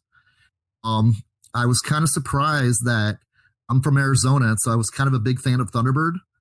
And I was always kind of surprised that they took Thunderbird out too quickly until I really started diving in. Like, why did they remove Thunderbird so quickly? And I kind of really felt that Claremont had an idea for Wolverine that Thunderbird already had that personality of, so they couldn't have both of them together. And I was just kind of wondering if you guys ever kind of dug into the fact of like, what was the purpose of removing Thunderbird from the X-Men so quickly in Claremont's run? I think that we haven't talked about it as part of the show, but it's tied into that. It's the similarities of the gruff anti-authority figure that's really questioning things, and just having Wolverine already have had it a seed into the Hulk storyline where he originated, and then I think it's a shame that they killed off the only indigenous character on the team, and decided to go with Wolverine rather than Thunderbird. Yeah. But yeah, I don't know too much more as to the history of why that decision. I think it's interesting. When we were talking to the Leewalds about the animated series, that was one of the main reasons why they decided to kill off Morph in the first couple of episodes, was that big impact factor of bringing the team together over this shared tragedy and having this point that they all felt and connected with that brought them further together as a team. Very cool. Yeah, it's fun to see like they eventually brought in his brother Warpath into the story too, so he still got the best of both worlds. And Warpath's not quite as well used as Thunderbird was originally, but like still a cool character to bring into the X-Men universe afterwards too. But I thought that was very fascinating to me. Like that, wow, it's like that Wolverine took on the Thunderbird personality after they killed off Thunderbird into the storytelling of it. And I guess you're right. I could see that too. Is like in the Hulk 181, 180, and 182, that Wolverine was super uber aggressive the same way Thunderbird was inside of that. It was funny that I remember greatly Thunderbird and Cyclops having that banter of like, just don't tell me what to do. And then, Wolverine took on that exact same personality with Cyclops. And it's kind of fun to see like the story develop as it went. 'Cause that's my favorite era of X-Men, from Giant Size #1 to X-Men 143. And just like such great foundation of these characters were developed during Chris Claremont, Dave Cockrum, and John Byrne's run on X-Men moving forward. Yeah, it's interesting because, there was so much undefined for Wolverine at the time that, but you only had those slight peaks in, when he's getting recruited from the Canadian government in Giant Size, or when you see him fighting off of the Wendigo and Hulk in those first couple of issues. I remember reading that initially the claws weren't embedded into him. Like that was not something that they came out with, that they were a part of the costume. But then Claremont decided, no, well, what about, because even in if you go back to Giant Size X-Men, you can see the tips of the claws in the little spoke housings of his gloves. So he thought, wouldn't it be cool? Wouldn't it be kind of gross if every time he popped his claws, it was coming out of his skin, coming out of his forearms, and to just really get to dive in deeper into the lore that was not yet established. He was given a blank slate with all these characters. Yeah, that is interesting. And It's interesting how Wolverine is developed, over the years, and like and even further than that, like, oh, it's bones underneath, and stuff like that. And then perhaps, maybe they filled in too many blanks, I think, and like you said, like this might be too long of a discussion, but, I think some of the mystery of Wolverine's past was cooler than some of the specifics that they introduced later. Right. Although I guess it's still fun to hear about, We talked about that recently, about just how, some of the mystery of this character makes it cool. I love the Barry Windsor Smith run on what was it, the Weapon X story, when he's initially getting the housings, or initially getting the adamantium bonded. I think that's a great backstory. I think I liked it as it was coming out, but I feel like the Wolverine origins kind of peeled it back a little too far. Gave you all the secrets. Gave you, a little bit too much of an example of or history of his backstory. Yeah, I think mystery is what makes him awesome. Yep, I completely agree with that. I know, Ken, you had some feelings on that too. Yeah, it's like that. The Wolverine origin, I thought, was a really good story to kind of go back to his childhood of like that. He wasn't always, this way. I kind of felt like they could have kind of gone more forward with developing it rather than just give you that little snapshot of his life as a childhood. Because I said too, that whole misdirection of making you think that dog was Wolverine at the start of that story, and then doing the twist of like everybody thinking that dog's Sabretooth. It's no, that just tells you why he psychologically does not like Sabretooth, because Sabretooth reminds him of dog. And so like when they did that X-Men Wolverine movie, when they did the origin, I felt they butchered it worse than anything I've ever seen, because the first 2 minutes was like, first of all, you don't mix Rose and dog into the same person. You know what I mean? That was like, to me, one of the most blasphemy things to that Paul Jenkins and Joe Quesada story with Andy Kubert, is like that they really defined what makes Wolverine tick. And it's not supposed to be definite characters. It's supposed to be symbolisms as to why Wolverine doesn't like certain things. Do you know what I mean? His attraction to redheads come from Rose. The fact that he hates Sabretooth as it reminds him of dog. And like they had such a beautiful story to adapt into a movie, and it was only 6 issues, and they just kind of threw it in the fire and said, let's just do our own thing and call it the faux X-Men of the Marvel universe, is kind of what I think of some of the Fox movies and what they did with Wolverine. So I'm a pretty big Wolverine fan as well. What got me into Wolverine actually was Alpha Flight, which kind of, as a kid, was the backdoor way into the X-Men. Was Alpha Flight 17 was one of the first books I read, and that was the Repo Man cartoon episode that they adapted, from the comic, was Alpha Flight 17 and X-Men 109. And it was that backdoor way of me being introduced to X-Men characters, and Wolverine was just like, wow, this guy is so fascinating. And just the fact, after reading Giant Size X-Men #1, I mean, that was technically the first appearance of Alpha Flight, was way back then, because he was part of Department H, and they're telling him like, hey, stay. He goes, nope, sorry, bub, I got other things to do. You should try to stop me. And it just is, his personality is like so intriguing as a character, of everything that you kind of want to be, but at the same time you go, there's no way, because you're going to piss everybody else off around you. Excuse my French. No, but Wolverine's a character that has so many layers to the onion. But that's my rant on Wolverine. Yeah, no, 100%. So before we run a little too long, because I know I promised 15, 20 minutes already. We're already approaching 30 here. It's fine. This is the norm. Yes. We always talk more than we're talkers. It's fine. Yep. And we're that way too. Nightcap Chat was, initially, like, oh, we're gonna do 30 to 45 minute episodes, and now like they're rarely under an hour.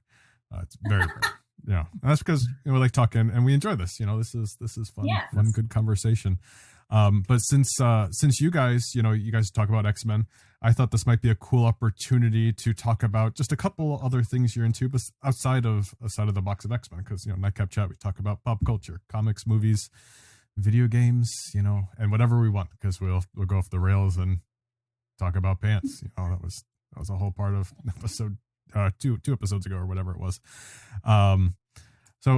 This is the Netflix era, right? Like we're in the age of binge watching. Everybody has some kind of streaming service. Is there anything you're watching or finished watching that really hooked you in, that you really enjoyed, perhaps? Well,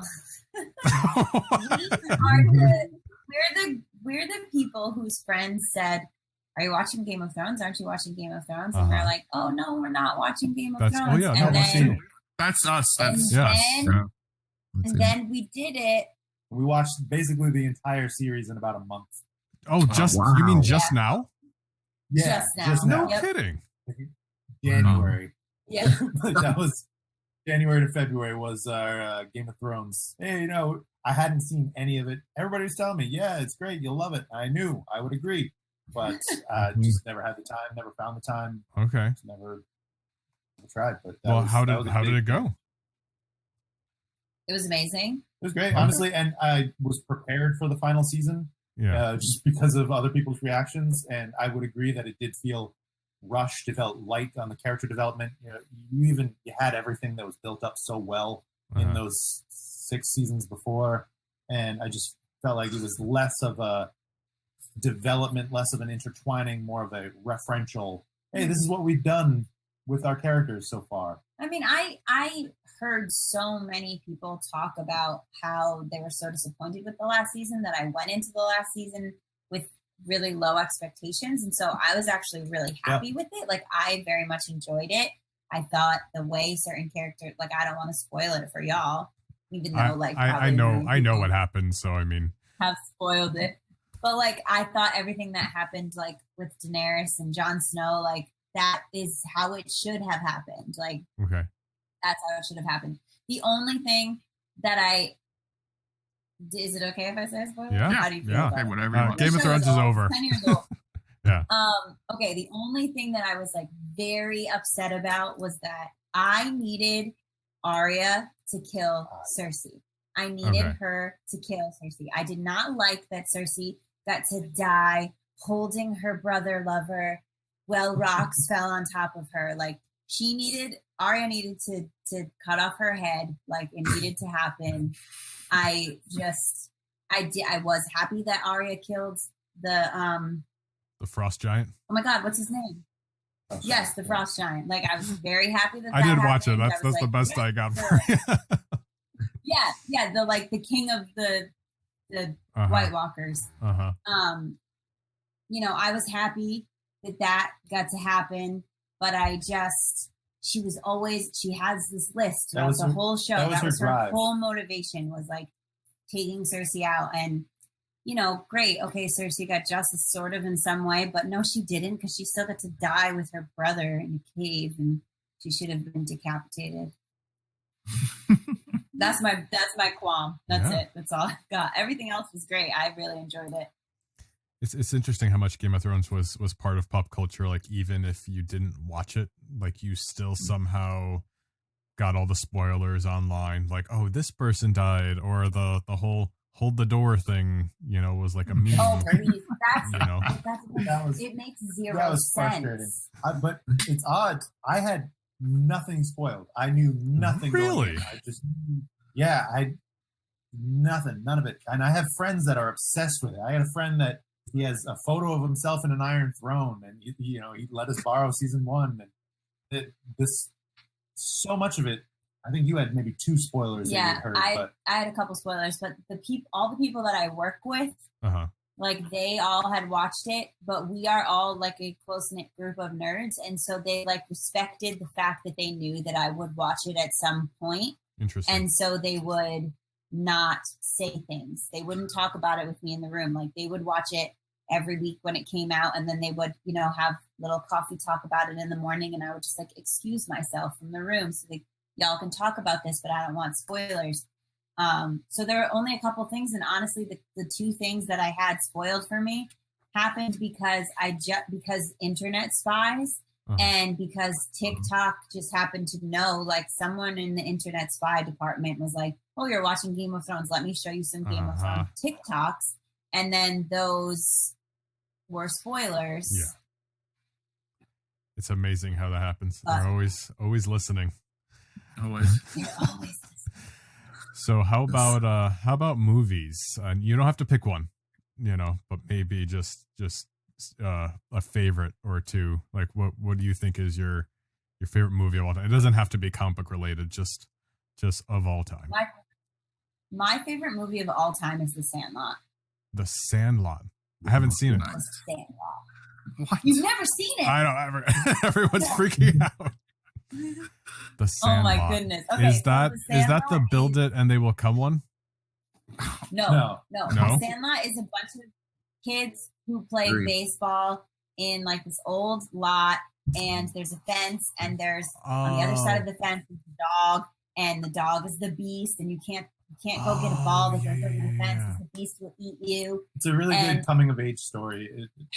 I grew up like the only girl in a family full of boy cousins, and so like, you know, going outside and playing baseball, I was terrible at baseball, terrible at anything that requires hand-eye coordination. But I was drawn to the movie and the way that they all like jab at each other all the time and the little quirks of all the characters. And like, that's a movie that if you put it on, I could watch it and I could probably like talk along with it. And, you know, like at our wedding, we had a s'more section and I had the whole, like, you want a s'more? S'more what? No, a s'more. And like, this is first you take the graham, then you roast the mallow and you put the mallow on the chocolate and the graham. Like I had the whole, I could tell you. You know, the way you described it, it sounds so familiar. I'm questioning. There's no way you have not. I'm questioning the thing with the dog, like really.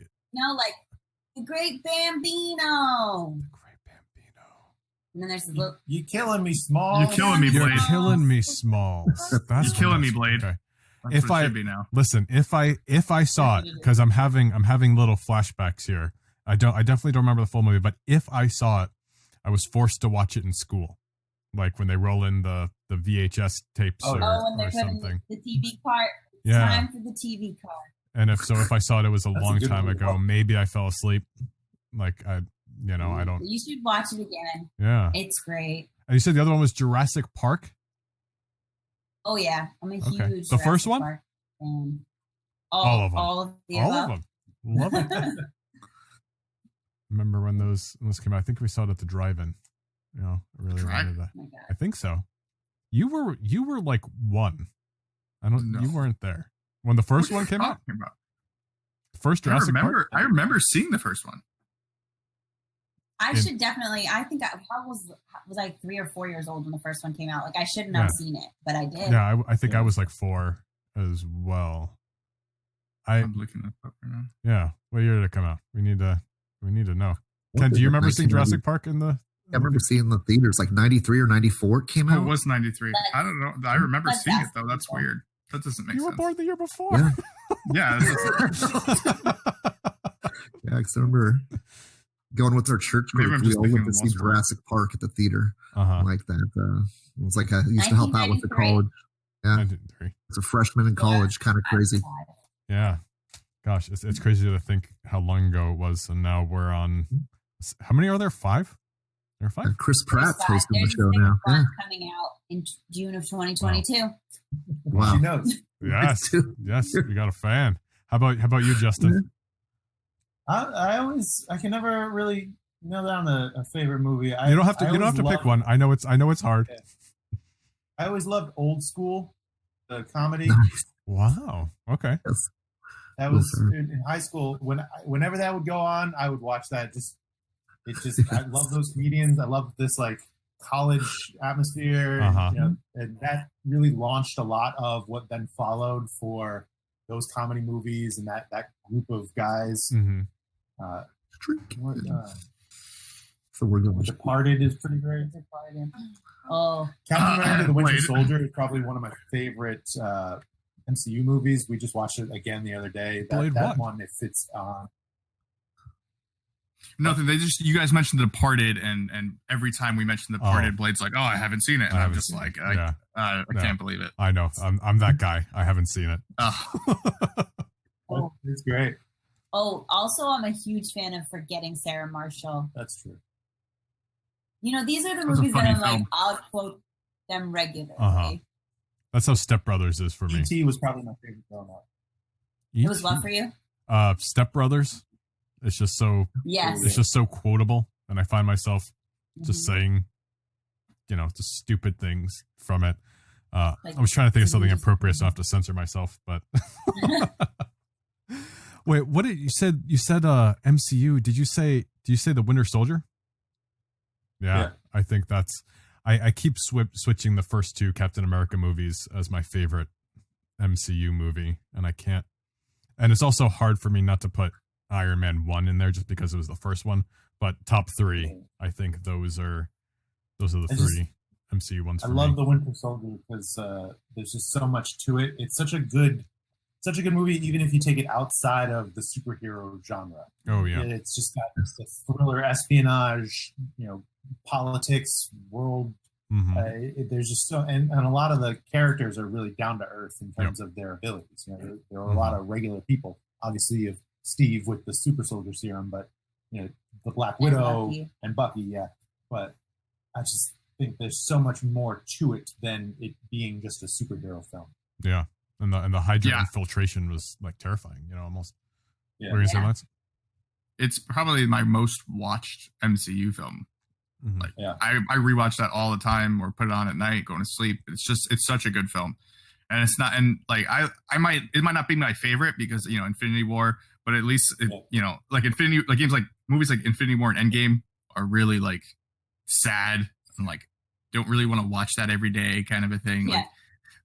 Like you can watch Winter Soldier every day because there's some moments, but it's not like you're ripping your heart out or anything. So you have to sit there and watch everyone die.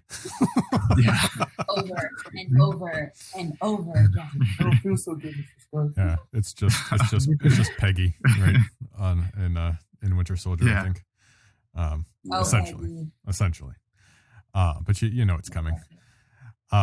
So we talked a lot about X-Men and stuff, right? So if you had to pick one character outside of the X characters, who are one or some of your favorites? Definitely Spider-Man for me. Spider-Man has always been my favorite. Growing up, I collected Spider-Man and X-Men. Spider-Man was always my individual favorite character. X-Men was always my favorite team and comic. I just loved the group dynamic. But there was that episode, the 2-part episode where they crossed over in the animated series. I love it. That blew my mind. And that just so much about him and his power and his character. And growing up as a guy that had really thick glasses and was a nerd. I just identified with Peter Parker and his responsibility. His just great calling to the world and what he wanted to do. If we're talking Marvel specific, Peggy Carter is one of my all-time favorites. Nice. Peggy Carter and Loki. But if we're talking just general fictional characters, Katniss Everdeen. Wow. Okay. All right. Love Hunger it. Games. So then what did you think of the movies then? Hit or miss. Sometimes they were fantastic. There were a few things that I wish they didn't leave out, but they were in the end just kind of minor.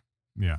Like where she got the Mockingjay pin. Not really a huge deal, but very different in the books and the movies. I like the ending movies a lot. Yeah, I like the ending. I really like the movies. There's just like little. It's hard when a book is written so much inside a character's mind, like inside Katniss's head, to then put that into a film and not be inside her head. There's little things that you miss or you don't feel like you're experiencing them as firsthand. But overall, I own all the movies. I will watch them regularly. I love them. But I love Katniss. That's what happens when you adapt a book to a movie, right? Like it's never as good. You guys have any other questions before we wrap this up? Ken, Lance? I'm good. Yeah, I'm all good. It's been great talking with you guys. It's awesome talking with such huge X-Men fans. Yes, it's been awesome talking with y'all too. Yeah, we really appreciate you guys coming on, especially a little bit of a late notice there. And maybe we can even follow up one day. Maybe we'll have you on again, and maybe we'll all talk about maybe a specific X-Men comic or something. Like maybe that would be something fun. Yeah, that'd be awesome. Yeah, that'd be great. Yeah. Just tell me in advance so I can read it. Yes. It'll be more in advance next time. Yeah. Tell her far in advance because she drags her feet when she reads. I'm a procrastinator. I'm a procrastinator. Me too. Like, I'm like, let me read it literally. Like, I finish things hours before we talk about them. So. Yeah, about half the time on Nightcap Chat, we're sitting down to record. Like, okay, what are we talking about today? Like, I don't know. And then we just we talk for a few minutes and we find something. And like I probably shouldn't even say that, but I'm saying it because that's what happens sometimes. You know what? Be who you are. That's right. Be you. That's Procrastinators unite. Get it done, okay? Yep. It's done. Tomorrow. Just very close to the line. We'll of course we'll get some links from Justin and Alicia, and you can check out the Ex-Wife podcast in the link in the description of this episode 100 special. But thank you guys again so much for coming, and we'll send you a link when it's all ready. Awesome. Thank you so much for having us. Yeah, thanks for having us. This is fun. Where can we find more of Steve? No one wants more of Steve. But if you do, and you're on Instagram and you want to see real estate jokes, then go to Yawkey Way Appraisals. But doesn't matter. No one's going to want to go. And we'll have those links in the description of this podcast. Ken, where we can find more about Drawn to Comics? It's like that. I don't know if you guys have heard, but Drawn to Comics is located in downtown Glendale at 5801 West Glendale Avenue. And we are on Twitter, Facebook, and Instagram. And come down and see us in person. So we'd much rather talk to you in person than through a social media post. That's right. And what do you got for us, Lance? And you can catch me on Twitch and Twitter and Instagram at Tales of Lance or Lance's Crystal Ball. If you really want to try to find me on Lance's Crystal Ball. By the way, whatever happened to that? You were up to date for a while, then I feel like you gave up on that handle. You know, I just keep forgetting to post on there. I'm not going to lie. But I feel like you should do more predictions. And hit a follow. Yeah, maybe I'll start posting more predictions like the Mets firing their hitting coach. But oh my god, my chair just tipped over. But you can catch me on Twitch. I haven't streamed a couple days because my internet's been messing up and I can't stream Pokemon Snap, and I really want to stream Pokemon Snap because it's and I'm sure we'll talk about it next episode because it's goated. Anyway. Yeah, and before Lance gets me on a Pokemon tangent, if you're interested in any of my nonsense exploits, my name is Blade O'Neill. I'm on Blade O'Neill on Instagram and Twitter, and Blade O'Neill VO on Facebook. Post about all my voiceover and producer stuff. I just did a video game called D-Land Pocket Edition, Pocket something. I don't remember. It's on Nintendo Switch. Do you want to do the impression of the one bit that we saw? There we go. Something like that. That's something like that. Yep, if you enjoyed Nightcap Chat, we're at Nightcap Chat on Twitter and Facebook, and Nightcap_chat on Instagram. If you enjoy the show, then leave those 5-star reviews on platforms like iTunes, Google Play, Spotify, iHeartRadio, YouTube, Podbean, or wherever you may be listening to the podcast. But we love you all. Be safe. Thank you so much for 100 episodes, and we will catch you all next week.